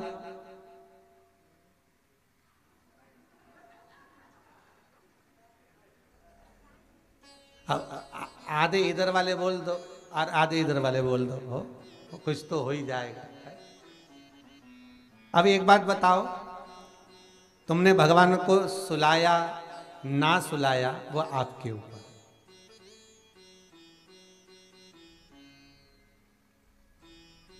तुमने भगवान को नहलाया तो रोज ना, भले सुलाया कि नहीं सुलाया वो तुम्हारी मन की बात, पर नहलाया तो रोज ना। अब वो नारायण, वो मेरा ठाकुर, वो मेरा लाडला, वो मेरा विश्वनाथ, वो मेरा त्रिकालदर्शी, वो मेरा कैलाशी, वो मेरी भवानी माँ, वो मेरा दत्त, वो मेरा सतगुरु, वो मेरा ठाकुर, तुम उसको रोज निला रही हो, तो निलाने का भाव क्या है? कि हम इतने बड़े भगवान को, त्रिलोकी के नाथ को हम स्नान नहीं करा सकते? केवल थोड़ा सा जल जो समर्पित सुबह सुबह करते हैं वो जल नहीं है, हम अपने हृदय का भाव भगवान को प्रदान कर रहे हैं, हम अपने हृदय की चित्तवृत्ति का भाव भगवान को दे रहे हैं।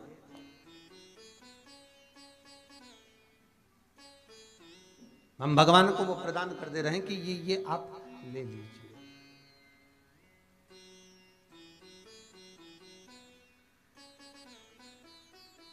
जितनी वस्तुएं, जितनी सामग्री पूजन की भगवान को चढ़ती है ना, उतनी सामग्री में कुछ ना कुछ भाव रहता है। बहुत ध्यान देना, जो भी सामग्री आप भगवान को चढ़ा रहे हो,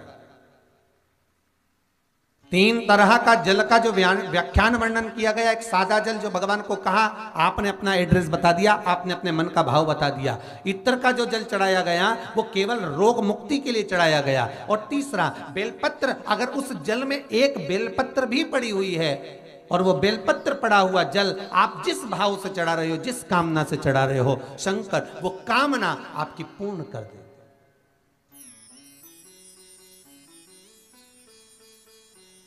तो ब्रह्मा देव भगवान विष्णु से कह रहे हैं कि ये जो शिवलिंग प्रकट हुआ है, इसका मुख कहाँ है, इसकी आकृति कहाँ है, इसका स्वरूप कहाँ है, कहाँ इसके हाथ, कहाँ इसके पांव, कहाँ इसके चरण, कौन है? भगवान बोले तुम नहीं जान सकते ब्रह्मा, तुम नहीं जान सकते।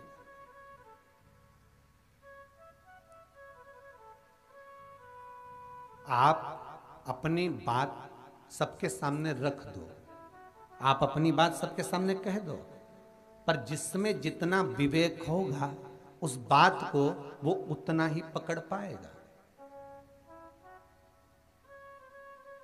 एक बार मीराबाई वृंदावन में भजन गा रहे हैं, खूब सुंदर भजन मीराबाई गा रही है, बहुत सुंदर।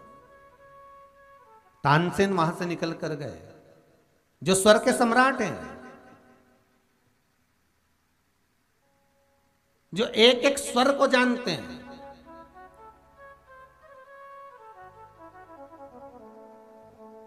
और राजघराने की शोभा बढ़ाने वाले तानसेन वहां से निकल कर गए। तो तानसेन ने देखा कि मीराबाई कुछ गा रही है, तानसेन रुक गए, और रुके तानसेन ने एक दीवार पर एक कोयला उठाकर, एक काला कोयला उठाकर लिख दिया, कृपया राग में गाएं। जितने लोग निकल कर जा रहे थे सब हंस रहे थे मीराबाई के ऊपर कि मीरा तुझे राग में गाना नहीं आता। तानसेन ने पकड़ लिया, तानसेन ने पकड़ लिया, तुझे राग में गाना नहीं आता। मीराबाई उठी, भजन गाकर जाने लगी तो पढ़ा कि कृपया राग में गाएं। मीराबाई ने कोयला उठाकर राग के आगे लिख दिया अनु। क्या लिखा है? अनु। अब वो पूरा क्या हो गया? कृपया अनु राग में गाएं। जब तानसेन को मालूम पड़ा कि मीराबाई ने लिख दिया है कि अनुराग में गाएं, तो तानसेन मीराबाई के पास पहुंचा। मीरा, मैं लिखा था कि तू राग में गा, तो तूने अनु लगाकर अनुराग कर दिया। मीराबाई बोली, तानसेन जी, बस आप में और मुझ में यही अंतर है। तानसेन जी, आप राजा को प्रसन्न करने के लिए, अकबर को प्रसन्न करने के लिए गाते हो, तो आपको राग की जरूरत पड़ती है। मीरा कहती है, मेरे सांवरिया को प्रसन्न करने के लिए गाती हूं, तो राग नहीं अनुराग की जरूरत पड़ती है। वहां तो प्रेम परोसा जाता है, वहां केवल स्नेह दिया जाता है। और कितना सुंदर भाव मीराबाई ने कह दिया कि भगवान को पाने के लिए तुम क्या कपड़े पहन रहे हो, भगवान को पाने के लिए क्या वस्त्र पहन रहे हो, भगवान को पाने के लिए तुम क्या आभूषण पहन रहे हो, भगवान को उससे मतलब नहीं है। भगवान को बिल्कुल मतलब नहीं है। महाराज हम शंकर का भजन करते हैं तो हमें कौन से कलर के कपड़े पहनना चाहिए? ओ, शंकर को पाने के लिए कपड़ा बदलने की जरूरत नहीं पड़ती, शंकर को पाने के लिए वस्त्र बदलने की जरूरत नहीं पड़ती, शंकर को पाने के लिए कौन से कलर के कपड़े पहनूं कि भगवान मिल जाए। शिव को पाने के लिए कपड़ा बदलने की जरूरत नहीं होती, शंकर को पाने के लिए कलेजा बदलने की जरूरत होती है। जब कलेजा बदलेगा शिव अपने आप मिल जाएगा, भगवान अपने आप में। नहीं तो कईयों ने कपड़े बदले। लंका का राजा रावण जब सीता का हरण करने गया तो संत का चोला पहन कर गया। कितनों ने कपड़े बदले। वो मारीच वो गया तो चोला चेंज कर कर गया, संत के चोले में रह रहा था तो हिरण बन कर गया। चोला तो कितनों ने चेंज करा, बदला, भगवान मिला नहीं। भगवान को पाने के लिए वस्त्र कपड़ा बदलने की जरूरत नहीं है, भगवान को पाने के लिए मात्र कलेजा बदलने की जरूरत है। और जिस दिन आपकी वृत्ति मन बदल गया उस दिन भगवान अपने आप मिल गया, अपने आप।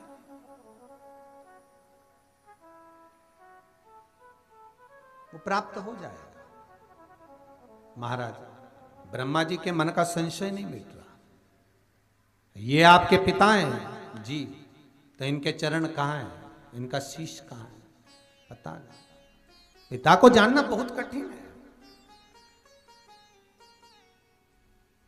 मैं जानना चाहता हूं कि आपके पिता के चरण कहां है और आपके पिता का शीश कहां है। भगवान बोले जानिए बिल्कुल। ब्रह्मा जी बोले भगवान विष्णु से एक निवेदन है, स्वीकार करेंगे आप? बोलिए क्या निवेदन है? निवेदन केवल इतना सा है कि प्रभु मैं भगवान का सिर देखने के लिए ऊपर जाता हूं और आप भगवान के चरण देखने के लिए नीचे चले जाओ। भगवान बोले ठीक है, पर भगवान विष्णु बोले एक बात बताओ, ये देखने से होगा क्या? पिता को जानना कठिन है, मानो तो ब्रह्मदेव। ब्रह्मा नहीं माना।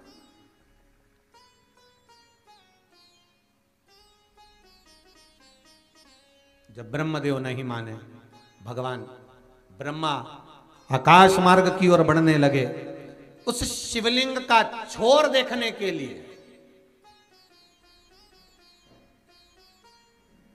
मात्र उस शिवलिंग का आखिरी बिंदु देखने के लिए ब्रह्मा जा रहे हैं आकाश मार्ग की ओर।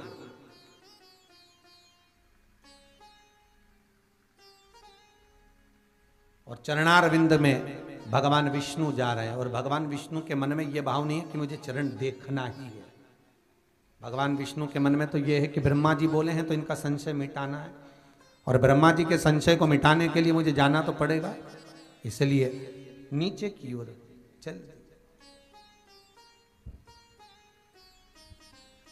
चलते गए।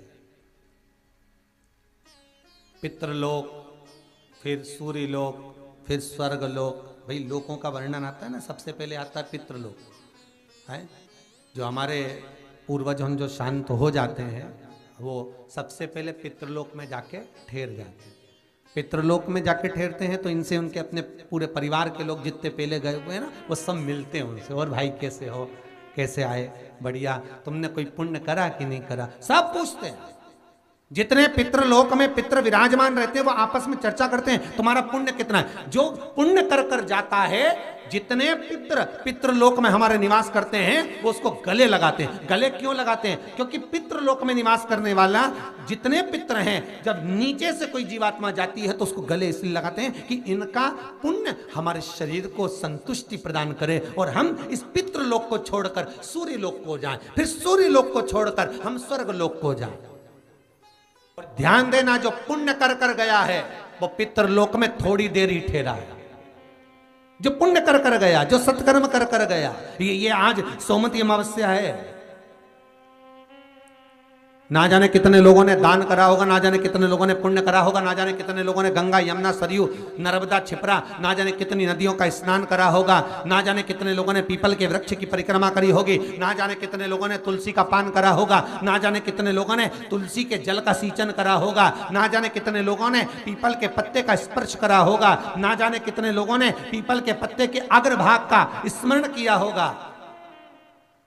केवल सोमवती अमावस्या के लिए। क्यों? क्योंकि हम ये जब करते हैं तो हमारे द्वारा जो सोमवती अमावस्या पर किया गया या सोमवती अमावस्या के अलावा भी जो हमने पुण्य एकत्रित करा, जब हम जाएं तो पितृलोक में जैसे ही पहुंचे तो हमारे परिवार के लोग वहां जब खड़े मिले पितृलोक में, हमारे शरीर का जब स्पर्श करें तो वो भी तर जाएं और उनको लेकर हम सूर्य लोक में पहुंच जाएं। सूर्य लोक से निकलें, वहां का पुण्य इकट्ठा कर कर आनंद करते हुए अपने पुण्य की क्रमता में हम फिर स्वर्ग लोक को चले जाएं।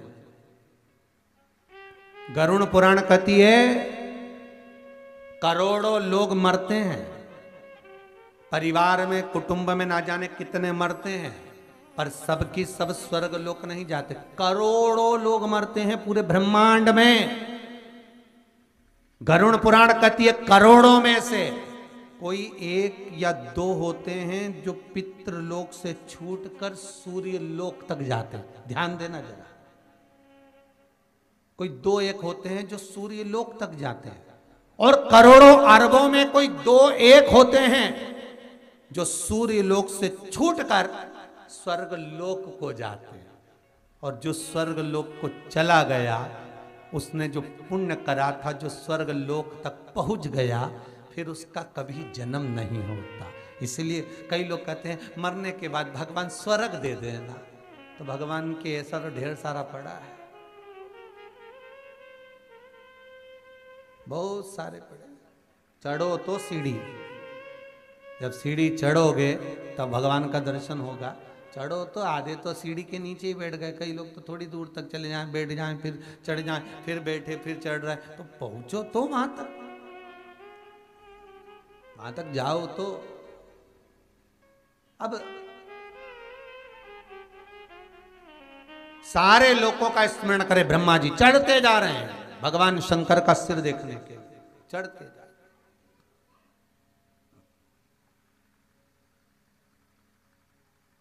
खूब चढ़े ब्रह्मा, नहीं मिला छोर, अंतिम छोर नहीं मिल पाया, अंतिम छोर नहीं प्राप्त हो पाया। जब अंतिम छोर नहीं मिला तब ब्रह्मा ने वहीं पर लगा हुआ केतकी के पुष्प को तोड़ लिया,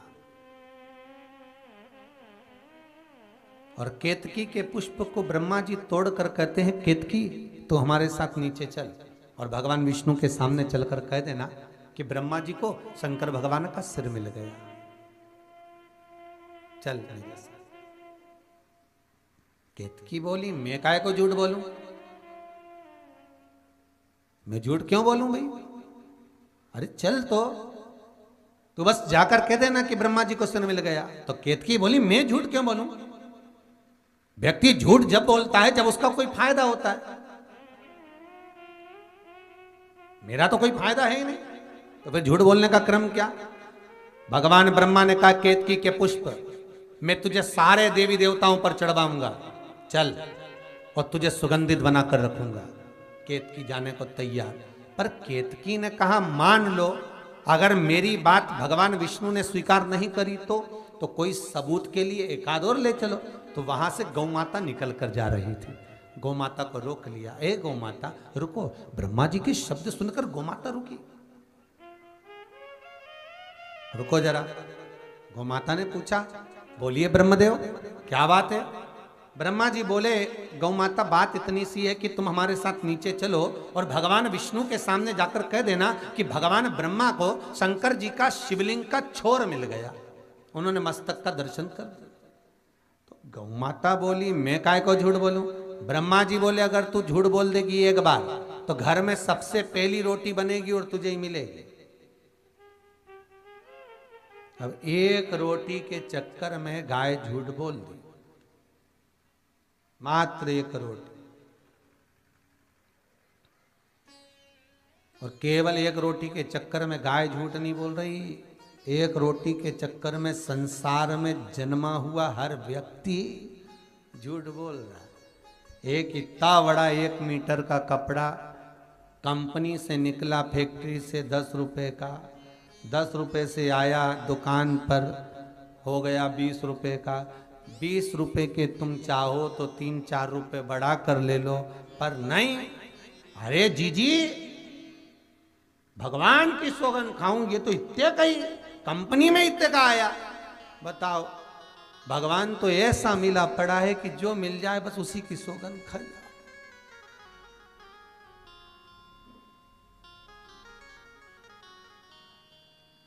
किसी दुकानदार को कभी ऐसा बोलता देखा कि जी जी अपनी लुगाई की सौगंध खाऊं?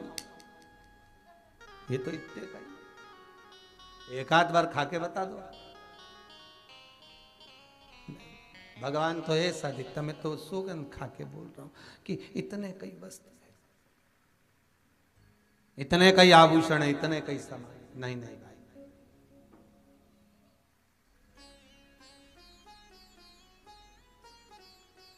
एक रोटी के चक्कर में गौ माता झूठ बोलने को तैयार हो गई है। मात्र एक रोटी के चक्कर में संसार का मनुष्य भी झूठ बोलने को तैयार हो जाता है।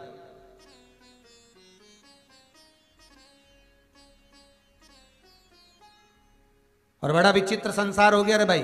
जितने लोग कथा सुन रहे हो टीवी पे, बड़े ध्यान से सुनना, बड़ा विचित्र संसार है। सत्य तो बोल ही नहीं सकते हो, सत्य बोलोगे तो लोगों को बुरा लगेगा, इसलिए थोड़ा बहुत असत्य बोलना पड़ता है।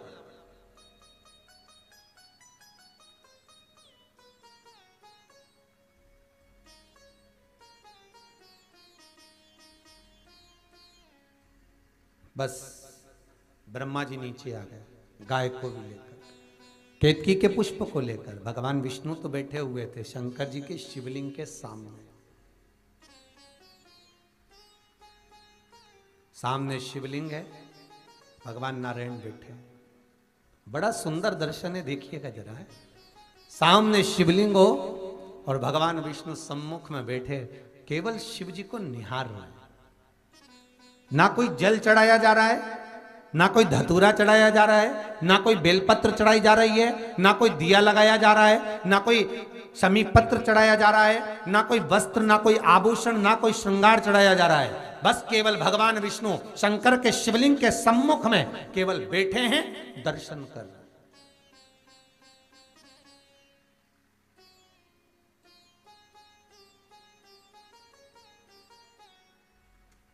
कभी मौका मिले तो एक बार, कभी मौका मिले तो लिंग पुराण को पढ़ना। और लिंग पुराण को अगर आप पढ़ेंगे तो उसमें पाएंगे कि लिंग पुराण के अंदर लिखा है कि आप शंकर को अगर जल भी नहीं चढ़ाएं, आप शंकर को वस्त्र भी नहीं चढ़ाएं, आप शंकर को फूल भी ना चढ़ाएं, आप बेलपत्र भी ना चढ़ाएं, अगर शंकर को आपने कुछ भी ना चढ़ाया तो केवल शंकर के मंदिर में 2 क्षण जाकर उस शिवलिंग के सम्मुख में बैठ जाओ, मौन होकर उसको निहार लो, केवल मौन होकर निहार लो। बहुत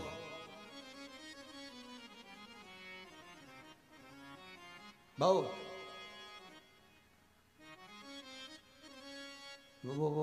वो गीत याद कर लो, आ बैठ मेरे पास में तुझे देखता रहूं। भगवान विष्णु शिव को निहार रहे, कुछ नहीं बोल, कुछ भी, बस केवल सामने शंकर है और भगवान विष्णु है। और फिर निवेदन करूंगा, जो पहले की कथाओं में कहा, अधिक मास के महीने में कहा था कि जिस मंदिर में कोई ना जाए शंकर के, उस मंदिर में तुम जाओ।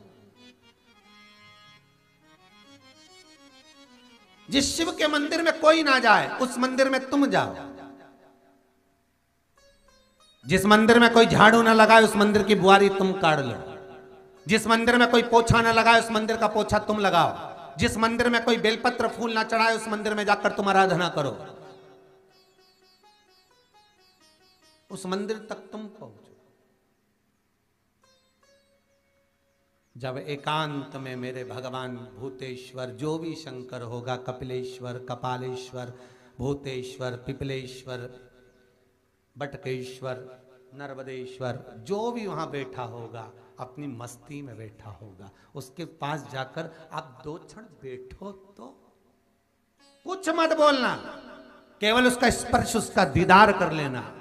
बाबा खुद दे देगा, कुछ मांगना ही नहीं पड़ेगा। बहुत भोला है मेरा शंकर। एक चोर चोरी करने शिव जी के मंदिर में आया, कुछ भी नहीं था, कपड़ा उतारा, त्रिशूल में लपेटा, आग लगाई, चारों तरफ चोरी का सामान ढूंढने लगा। और चोरी का सामान ढूंढता ढूंढता शंकर भगवान प्रसन्न हो गए। मांग तुझे क्या चाहिए? तो कहता है भोलेनाथ मैं आपको जाना नहीं। शंकर जी कहते मैं शिव, मांग तुझे क्या चाहिए? मैंने तो कुछ मांगने के लिए आपके मंदिर में आया नहीं, मैं तो चोरी करने आया था। चोरी का सामान देख रहा था, उजाला नहीं था, प्रकाश नहीं था, इसलिए आग लगाई। मैंने सोचा जंगल में, ये गांव के बाहर इस मंदिर में कुछ तो मिलेगा।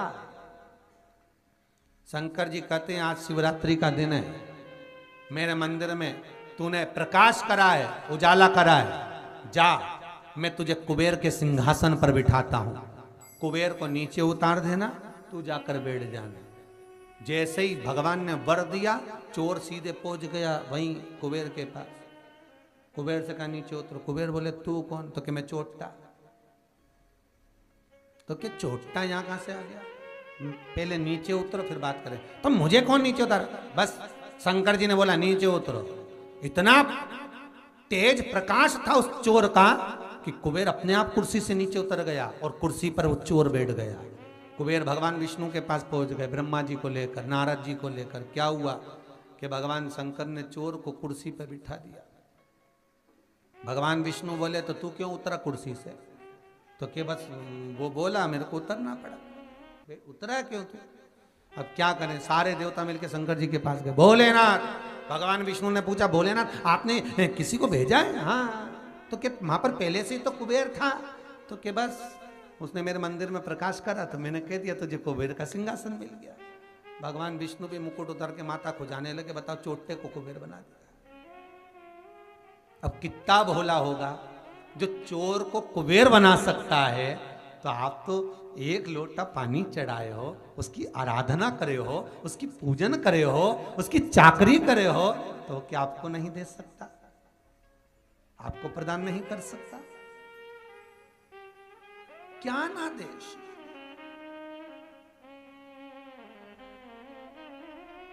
जिस मंदिर में कोई ना हो, जिस मंदिर में शंकर अकेले बैठे हो, बस सामने नंदी और शिव, देख वहां आप जाओ और दिल से रिझाओ उसको।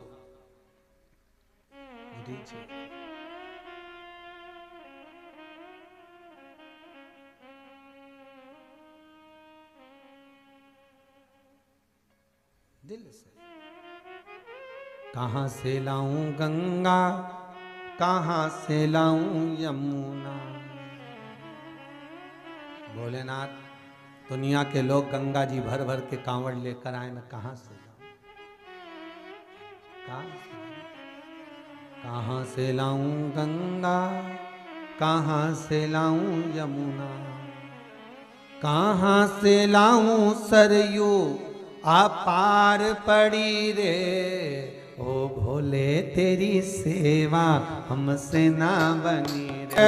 हर महादेव। बस जो एकांत में बैठा, और एकांत में जब शिव मिले, भगवान विष्णु भगवान शिव के सम्मुख है। मेरा ओगड़दानी, मेरा त्रिकालदर्शी, मेरा कैलाशी, मेरा अविनाशी, मेरा शिव सम्मुख है और नारायण उनके सामने। ब्रह्मा जी पहुंच गए।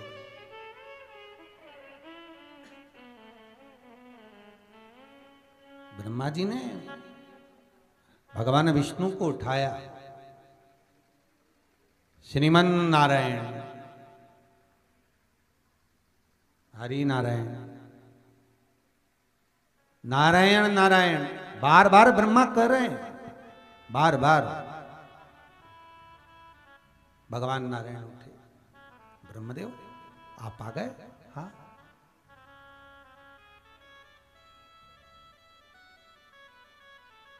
क्या हुआ? गए थे तुम ऊपर, तो भगवान शिवलिंग का छोर मिला कहीं? ब्रह्मा जी बोले पहले हम बाद में बताएंगे, पहले आप बताओ, आप नीचे गए थे, पिताजी तो आपके।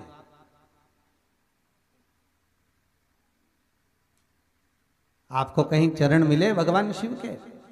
वो जो शिवलिंग रखा गया है, वो शिवलिंग जहां रखा उसके चरण कहां?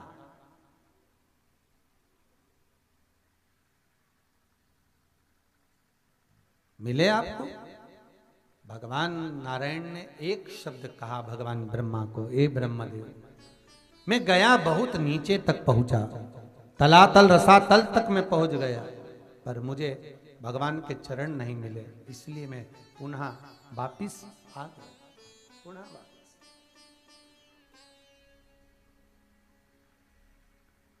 मैं वापिस आ गया हूं।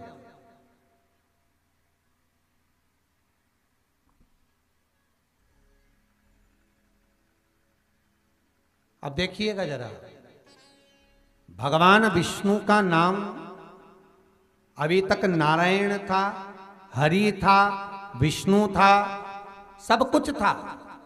आज भगवान का एक नया नामकरण संस्कार मेरे शंकर जी कर रहे हैं। शिव जी भगवान विष्णु का नाम आज जो नामकरण संस्कार कर रहे हैं वो सारी दुनिया में प्रसिद्ध हो गया। जो भगवान शंकर ने भगवान विष्णु का नाम लिखा, क्या बोले?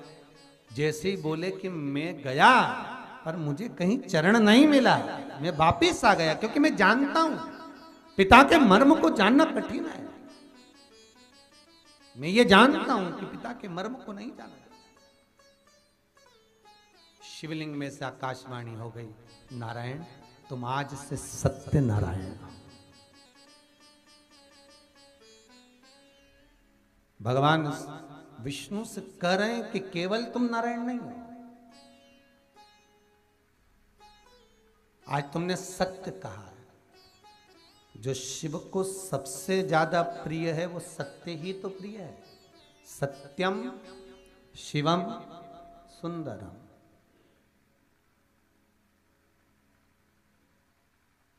अब तुम भले फूल दो, अगरबत्ती दो, दिया बत्ती दो, धतूरा दो, बेलपत्री दो, चूरमे का खूब भोग लगाओ, शंकर जी को खूब दूध दही से नहलाओ, तो भगवान शंकर से कहो कि हमारी मुराद पूरी कर दो, तो शंकर भगवान बोले तूने सब कुछ चढ़ाया, पर गेट पे जब आ रही थी मंदिर के, किसी ने फोन पर पूछा जीजी कहाँ है, तो तू बोली बस मैं निकली हूँ ऑफिस के लिए। अब मंदिर में आ रही और क्या ऑफिस के लिए निकली हूँ, तो झूठ तो तू वहीं बोल दी। अब बोल तेरा ये सब कुछ चढ़ाना मुझे स्वीकार होगा?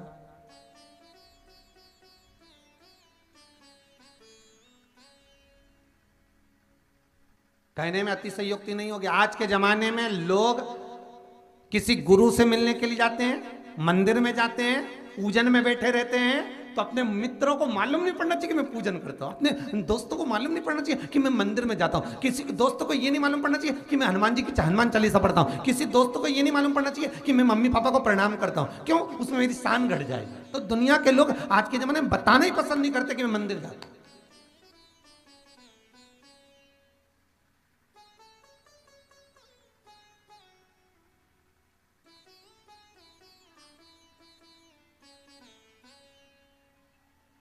अरे भाई छाती ठोक कर कहना चाहिए कि हम ठाकुर जी के मंदिर जाते हैं, छाती ठोक कर कहना चाहिए हम शंकर के मंदिर जाते हैं, हम शिव के उपासक हैं, हम राम के उपासक, हम कृष्ण के उपासक हैं, हम माता पिता के चरणों को प्रणाम करते हैं। छाती ठोक कर कहो।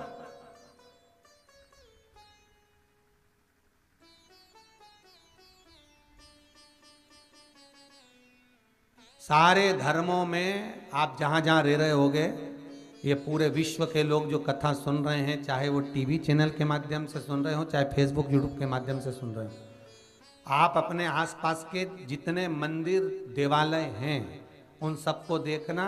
जितने भी तीर्थ, जितने भी मंदिर देवालय या जो अन्य अन्य देवताओं के मंदिर हों या फिर अन्य धर्म के स्थान हों, वहाँ पर सुबह सुबह से बच्चों को भेज दिया जाता है, जाओ मंदिर जी होके आओ, जाओ वहाँ होकर आओ। छोटे छोटे बच्चे हाथ में थोड़ा थोड़ा सामान लेकर, चावल लेकर, कुछ लेकर मंदिरों में जाते हैं।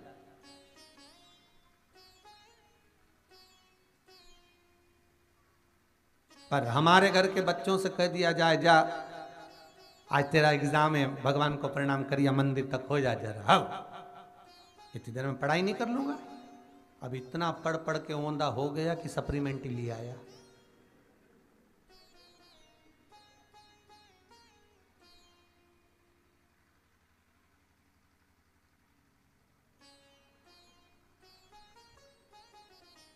भैया पढ़ाई हमने भी करी और आपने भी करी होगी, जितने लोग बैठे रहे भाई, जितने टीवी के सामने बैठे।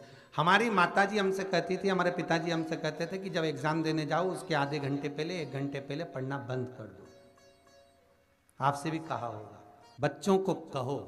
फिर निवेदन करूंगा, जिस गांव में पानी की कमी होती है वहां की फसल बिगड़ जाती है, और जिस घर में संस्कारों की कमी होती है वहां की नस्ल बिगड़ जाती है। उस नस्ल को हमें संवारना है।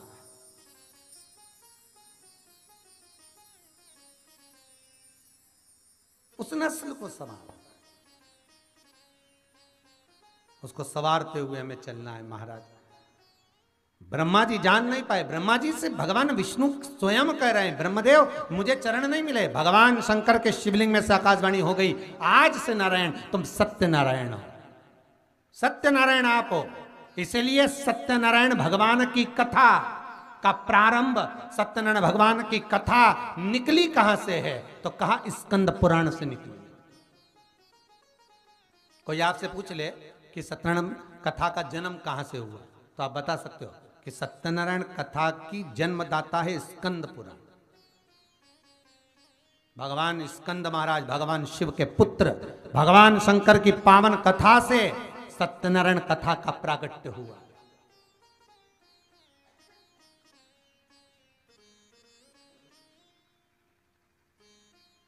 दो चरित्र बहुत जिंदगी में याद रखना। एक, आज तक लोगों को यह नहीं मालूम कि सत्यनारायण की कथा कौन सी है। तुम्हें मालूम है क्या? जितने लोग टीवी पे सुन रहे हो, मोबाइल पे सुन रहे हो, आपको मालूम है सत्यनारायण जी की कथा कौन सी है? पूरी कथा को पढ़कर देखना, उसमें लिखा मिल जाएगा कि एक व्यक्ति था, वो गया, उसके पास में कुछ भी नहीं था, ब्राह्मण था, बहुत दरिद्र था, और उसने फिर कहीं पर पूजन करते हुए देखा, तब उसने सत्यनारायण जी की कथा सुनी, और कथा सुनी तो पूजन करी। तो वो कथा है कौन सी जो उसने सुनी थी? फिर चरित्र आया, लीलावती कलावती ने सत्यनारायण जी की कथा करवाई, तो कथा कौन सी थी जो करवाई? और फिर एक लाइन हनुमान चालीसा में भी आती है, तुमरो मंत्र, जम के बोलो, तुमरो मंत्र विभीषण माना लंकेश भर भय। तो विभीषण को वो मंत्र कौन सा दिया था हनुमान जी ने? वो मंत्र ढूंढ के लाओ। तुमरो मंत्र विभीषण माना, और माना तो लंका का राजा आखिरी में विभीषण बन गया। तो ऐसा कौन सा मंत्र था जो हनुमान जी ने विभीषण को दिया था? और वो कौन सी सत्यनारायण की कथा थी जिस कथा को आज तक लोग पूर्णिमा पर करवाते हैं, 5 अध्याय बाचे जाते हैं, पर उसमें ये तो ज्ञात हो कि वो कथा थी कौन सी? इति श्री देवाखंडे।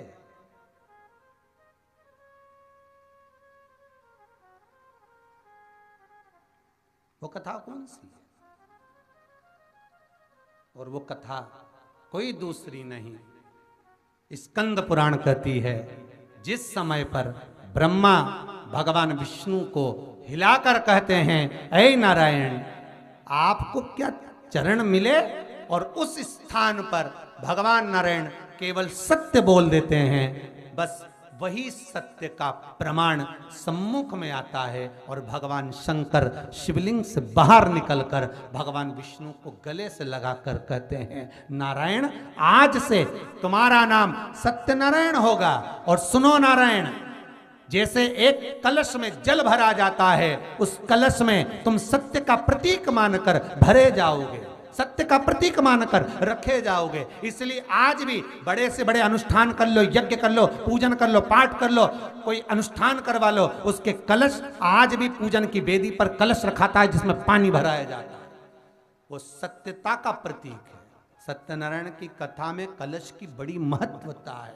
और कहा, हे नारायण तुमने मेरे सम्मुख में सत्य कहा है, जैसे मेरा मन प्रफुल्लित हुआ और मैंने आपको नाम का दान दिया, मैं आपको कहता हूं, हे नारायण ये कलश के रूप में तुम जिस जिस घर में विराजमान होगे वहां तुम संपदा भर दोगे।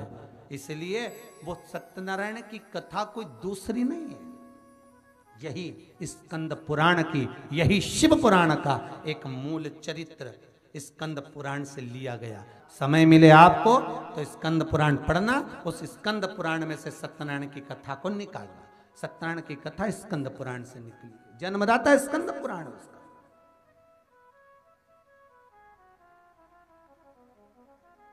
ऐसे कई प्रश्न है महाराज, जरा जरा से बच्चे अपन से पूछ लेते हैं, मम्मी तुम सत्यनारायण की कथा हर पूर्णिमा पे कराती हो, इसमें लिखा हुआ है लीलावती ने कथा कराई, फिर लक्कड़हारे ने कथा कराई, तो वो कथा कौन सी? तो बच्चों को बताना पड़ेगा कि ये कथा है, बच्चों को कहना पड़ेगा कि ये कथा है, नहीं तो करते करते तो तुम्हारी जिंदगी हो गई बाल धोला हो गया सत्यनारायण की कथा करवाते करवाते। अभी तक नहीं मालूम कि वो कथा कौन सी थी, अभी तक ज्ञात नहीं कि कथा है कौन सी।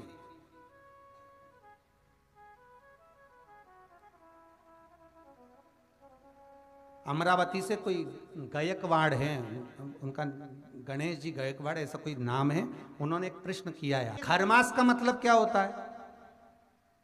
अबे सीधी सीधी बात है, खरमास, खर मतलब गधा,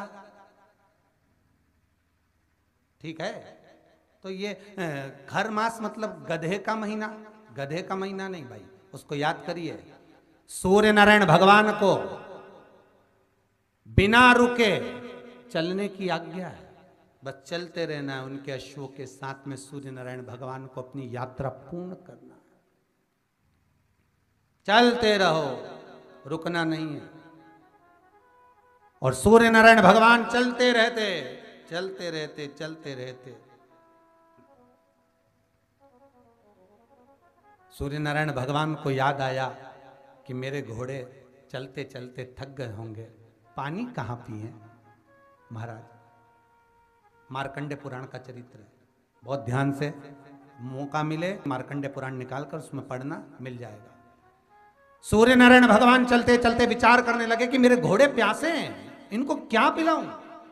तब एक क्षण के लिए सूर्य नारायण भगवान ने अपने घोड़ों को रोक दिया और जल का एक कुंड देखकर वहां घोड़ों को पानी पिलाया। जैसे ही पानी पिलाया तो सूर्य नारायण भगवान को फिर ज्ञात हुआ कि रुकना तो है ही नहीं, करें क्या? घोड़े तो पानी पीने में लग गए। सूर्य नारायण भगवान ने देखा वहां पर गधे खड़े हुए थे, नारायण ने तुरंत उसी समय सूर्यदेव ने उन गधों को रथ में लगा लिया और उनको लेकर चल दिए। गधों को कहते हैं खर, इसलिए जब तक गधे उस रथ में लगे रहे, जिस समय तक चलता रहा, वो खरमास कहला गया। फिर वापस घोड़े आ गए, गधों को निकाल दिया गया और रथ फिर आगे बढ़ गया। महाराज तो आपने प्रश्न किया है उसको आनंद से आप सुन लीजिए, आनंद लीजिए कि खरमास क्यों कहलाता है। इसलिए इसमें शुभ कार्य नहीं होते, विवाह शादी आदि का आदि फंक्शन कुछ नहीं होता। पर आज के ज़माने में लोग सोचते हैं कि थोड़ा गार्डन वार्डन थोड़े फ्री मिल जाएंगे, तो लोग दुनिया के लोग इसी समय पे शादी करते हैं और बाद में फिर आंख में से आंसू बहाते, हमारी बहू ऐसी मिली महाराज, ऐसा हो गया महाराज। अब महाराज क्या करे बेचारा, ये बताओ महाराज क्या करेगा?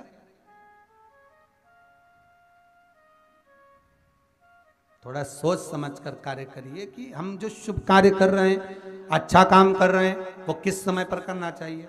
हाँ, भजन करो, कीर्तन करो, संकीर्तन करो, कथा करवाओ, नाम जाप करो, स्मरण करो, खूब अनुष्ठान करो, तुम भगवत नाम का जाप करो, ये तो तुम कभी भी कर सकते हो जीवन पर्यांत में, कभी भी, क्योंकि मृत्यु का कोई भरोसा नहीं है, इसलिए भजन का भी भरोसा नहीं। करते रहो, कभी भी आ जाए तो ठिकाना किसका, ना जाने कब फोटो टंग जाए। इसलिए भजन में पीछे मत रहो, भजन तो करते रहो, नाम जाप करते रहो, नाम स्मरण करते रहो, उसमें पीछे नहीं हटना। हम दुखी नहीं हो सकते। गौ माता जैसे ही बोली कि ब्रह्मा जी को सिर मिल गया, झूठ बोल दी महाराज। जैसे ही बोला शिवलिंग में से आकाशवाणी आ गई, ए गौ माता तू झूठ बोल रही है, तू जगत की मां होकर, ए गौ माता तूने झूठ बोला है, मैं तुझे श्राप देता हूं गौ माता। ए गाय मैं तुझे श्राप देता हूं, तेरा पूरा शरीर पूजा जाएगा और तेरा मुख अपूज्य माना जाएगा।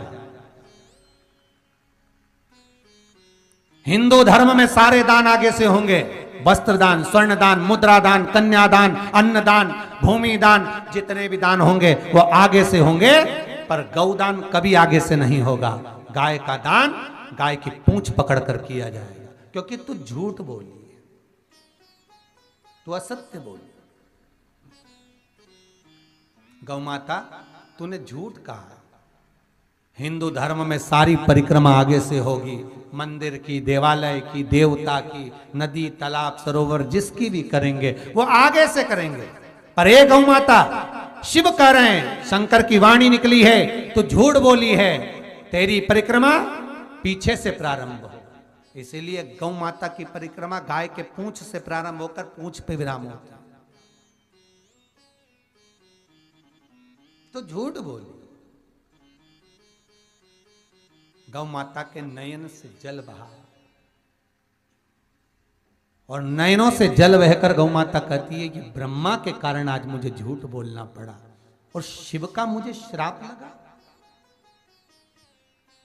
ब्रह्मदेव बोले ये आकाशवाणी झूठी है जो गौ माता को श्राप दे रही है। फिर कहूं आपको, किसी से मत डरो, माता पिता बड़े बुजुर्ग कोई से मत डरो। शिव पुराण कहती है पर अपने कर्म से जरूर डरना, क्योंकि कर्म का भोग तो परमात्मा को भी भोगना पड़ता है। गौ माता ने एक झूठ बोला, श्राप मिला कि तेरा मुख अशुद्ध होगा। कर्म का भोगना, और वो भोगना पड़ेगा। इसलिए फिर निवेदन है, मत बुरे कर्म कर बंदे वरना पछताएगा। भगवान की आंखों से तू बच नहीं पाएगा, तू बच नहीं पाएगा। सिम कार्ड लगा हुआ है, उसको सब पता है। तुम सत्य बोल रहे हो कि असत्य बोल रहे हो? कितना झूठ, कितना कपट, कितनी बेईमानी, कितना प्रपंच, कितना धर्म, कितना अधर्म, उसके पास सारा लेखा मिलेगा। जब जाओगे फाइल तैयार, पूरा हिसाब लेगा। 21,600 श्वास जो प्रतिदिन इस मनुष्य के शरीर से निकल रही है, एक एक श्वास का पूछेगा, एक एक श्वास का। बोल कहां गवाई, भजन कितना करा, शिव पुराण कितनी सुनी, और कितनी सुंदर बात लिखी है महाराज वेद व्यास जी ने कि जितना तुमने दान करा, पुण्य करा, सत्कर्म करा, भजन करा, कीर्तन करा, तुम्हारे मरने के समय पर तुमने कपट करा, झूठ बोला, बेईमानी करी, प्रपंच करा। क्योंकि तुम अच्छा काम भी करते हो तो झूठ भी बोल देते हो, तुम अच्छा काम करते हो तो कपट भी कर लेते हो, तुम अच्छा काम करते हो तो प्रपंच भी कर लेते हो। तो तुमने जो पुण्य करा वो समाप्त भी तो होता है ना भाई। व्यक्ति 10,000 रुपये महीना कमा रहा है, पर खर्चा भी तो जोड़ रहे उसका। तुम्हें तो लगा 10,000 रुपये महीना, अब खर्च जोड़, गैस की टंकी बोलते तो जाओ, गई 700 की, बिजली का बिल 1,000 रुपये का, बच्चों की ट्यूशन फीस, फिर मेहमान आ गए, फिर घर का खर्चा, राशन का सामान। उसने तो 10,000 रुपये महीना कमाया, पर मालूम पड़े 10,000 तो कमाया, ऊपर से कर्जा अलग हो गया। मालूम पड़े मोहल्ले में शादी निकल गई, रिश्तेदारों में शादी निकल गई, जाना आना पड़ गया, पैसा तो खर्च हो गया, तो कर्जा बढ़ा कि नहीं बढ़ा? बस उसी तरह हमने पुण्य तो खूब कमाया, 10,000 रुपये महीना, पर खर्चा भी तो देखो, किसी को गलत दृष्टि से देख लिया, खत्म। झूठ बोल दिए, खत्म। अपशब्द बोला, खत्म। अब मालूम पड़े मरे तब तक वो 10,000 रुपये महीना कमाया तो खूब था, पर वो पुण्य सारा समाप्त हो गया, पाप इतना बढ़ गया। और ऊपर जाते से झगड़ा कर रहा, हमने तो खूब दान करा था, सियोर वाला महाराज ने कथा करी तो हमने तो खूब दान करा, हमने तो पुण्य भी करा, हमने तो ये भी करा, हमने तो वो भी करा, फिर हमारा पुण्य कहाँ गया? तो यमराज कहेगा सब खत्म हो गया। नीचे से जब तू चला, इतना झूठ बोला, पुण्य तो खूब कमाया, पाप भी तो देख, खर्चा भी तो हुआ, सब समाप्त। ऊपर जाके रो लिया, अब क्या होगा तेरा कालिया? अब होगा क्या? बस रो। नीचे लोगों ने बस इतना बड़ा फोटो टांग दिया इस्माइल वाला, अब ये भी नहीं पता पड़ रहा कि ऊपर कितना दोचा जा रहा, बस इस्माइल वाला फोटो टांग दिया। कितना सुंदर वेद व्यास जी ने लिखा, तुम्हारा सारा पुण्य जो जो तुमने करा तुम्हारे मरने से पहले हो सकता है समाप्त हो जाए, पर वेद व्यास जी लिखते हैं जिंदगी का एक पुण्य है, वो है शिव महापुराण का पुण्य। जिसने सुन ली वो पुण्य कभी समाप्त नहीं होता, क्योंकि शंकर के मंदिर में करा गया दान, शंकर के मंदिर में दिया गया पुण्य, शंकर के मंदिर में लगाया गया धन और शिव महापुराण का स्मरण कभी समाप्त नहीं होता। वो अजर और अमर है, वो कभी खत्म नहीं हो सकता। तो तुम्हें डरने की जरूरत नहीं है रे, जितने लोग पुराण सुन रहे हैं, जितने लोग शिव पुराण सुन रहे हो, डरना मत ही बिल्कुल भी। यमराज आ भी जाए, जैसे वो राम जी महाराज ने हनुमान जी को भेजा था ना मुद्रा ढूंढने के लिए कि चले जा दादा, यमराज तेरे से डरे, आएगा ही नहीं मुझे लेने, और ऊपर से खबर आ रही कि आओ आओ। हनुमान जी बोले छोड़ के नहीं जाऊंगा, अब तू नहीं जाए तो यमराज कैसे आए। तो हनुमान जी को भेज दिया मुद्रिका ढूंढने, यमराज तब आया और यमराज राम जी से बोला जल्दी चलो हनुमान आ जाएगा, जल्दी चलो। तो बस यही हाल है, तो तुम्हें घबराने की जरूरत नहीं है। जिन जिन ने शिव महापुराण की कथा सुनी है, एकाग्र चित्त, एकाग्र मन, एकाग्र ध्यान और एकाग्र भक्ति से अपने घर पर बैठकर सुनी, भले टीवी चैनल के माध्यम से, भले मोबाइल पर सुनी, दिन में समय नहीं मिला तो रात को सुनी, पर सुनी तो जिसने जिस भाव से सुनी, डरने की जरूरत नहीं है, बिल्कुल मत डरना, और बल्कि लड़ लेना। मेरो क्या तो करेगा यमराज, जब गुरु मेरो समरथ है। नहीं मारी खेती ने नहीं मारी पाती, नहीं मारा संगीन नहीं मारा साथी, मेरो एक ही मंत्र महान कि गुरु मेरो समरथ है। फिर क्या डरना। यमराज भी कह देगा भैया रहने दे, तूने शिव पुराण सुनी, तुझे शंकर जी ले जाएंगे, मैं तो ले ही नहीं जा सकता, छुट्टी बस। तो फिर तो जा, काय को आया भैंसा को लेके, पाड़ा को लेके, चल निकले। और बाद में प्राण छूटे और सामने नंदी पर मेरा शिव जगदम्बा को लेकर खड़ा हो, तब बाबा से कह देना बस आज मालूम पड़ा कि शिव पुराण का फल यही है, बस यही। और मेरा बाबा मेरे सम्मुख में खड़ा मिल गया, बस यही मेरा पुण्य है, यही पुण्य। इसीलिए आपको कहते हैं जो नहीं भी सुन रहे उनको कहो सुनो, चैनल पर आ रही है सुनिए, नहीं सुन सकते तो फेसबुक यूट्यूब पर सुनो, पर सुनो। शिव महापुराण सहज नहीं है, सरल नहीं है, बड़ी मुश्किल से मिलती है। ऐसा भागवत बारंबार मिल सकती है पर शिव पुराण नहीं। ए गौ माता तू झूठ बोली, ब्रह्मा जी बोले ये आकाशवाणी झूठी है। भगवान शंकर को क्रोध आ गया और शिवलिंग में से शिव जी प्रकट हो गए, और प्रकट होकर भगवान शंकर ने अपने पांव के अंगूठे के नखून को तोड़कर फेंका, काल भैरव को प्रकट कर लिया। देखो सत्य को प्रमाण की जरूरत नहीं है, पर असत्य को प्रमाण देना पड़ता, बार बार झूठ बोलना पड़ता। एक बार अगर झूठ बोल दिया ना तो झूठ बोलना पड़ेगा, बोलना पड़ेगा। एक सासू जी से हमने ही पूछ लिया, क्यों बहू नहीं आ रही तुम्हारी कथा में?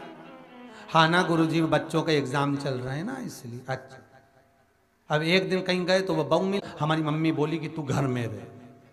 बता तेरी सास तो बोल रही थी कि बच्चों के एग्जाम चल रहा है, हमारे बच्चों के थोड़े ना चल रहा है। इतने में सास बाहर निकल, मैं हमारे बच्चों के थोड़े ना कह रही थी, तो पड़ोसी के बच्चे के चल रहा है। अच्छा, अब एक झूठ के लिए फिर दूसरा झूठ बोला, तो इतने में उसकी पड़ोसन आ गई। हमने पड़ोसन से पूछ लिया बच्चों की पढ़ाई कैसी चल रही है? अच्छी, एग्जाम चल रहे हैं? कहीं नहीं, एग्जाम तो कब का हो गया। के डोकरी तो बोली, अभी बोली।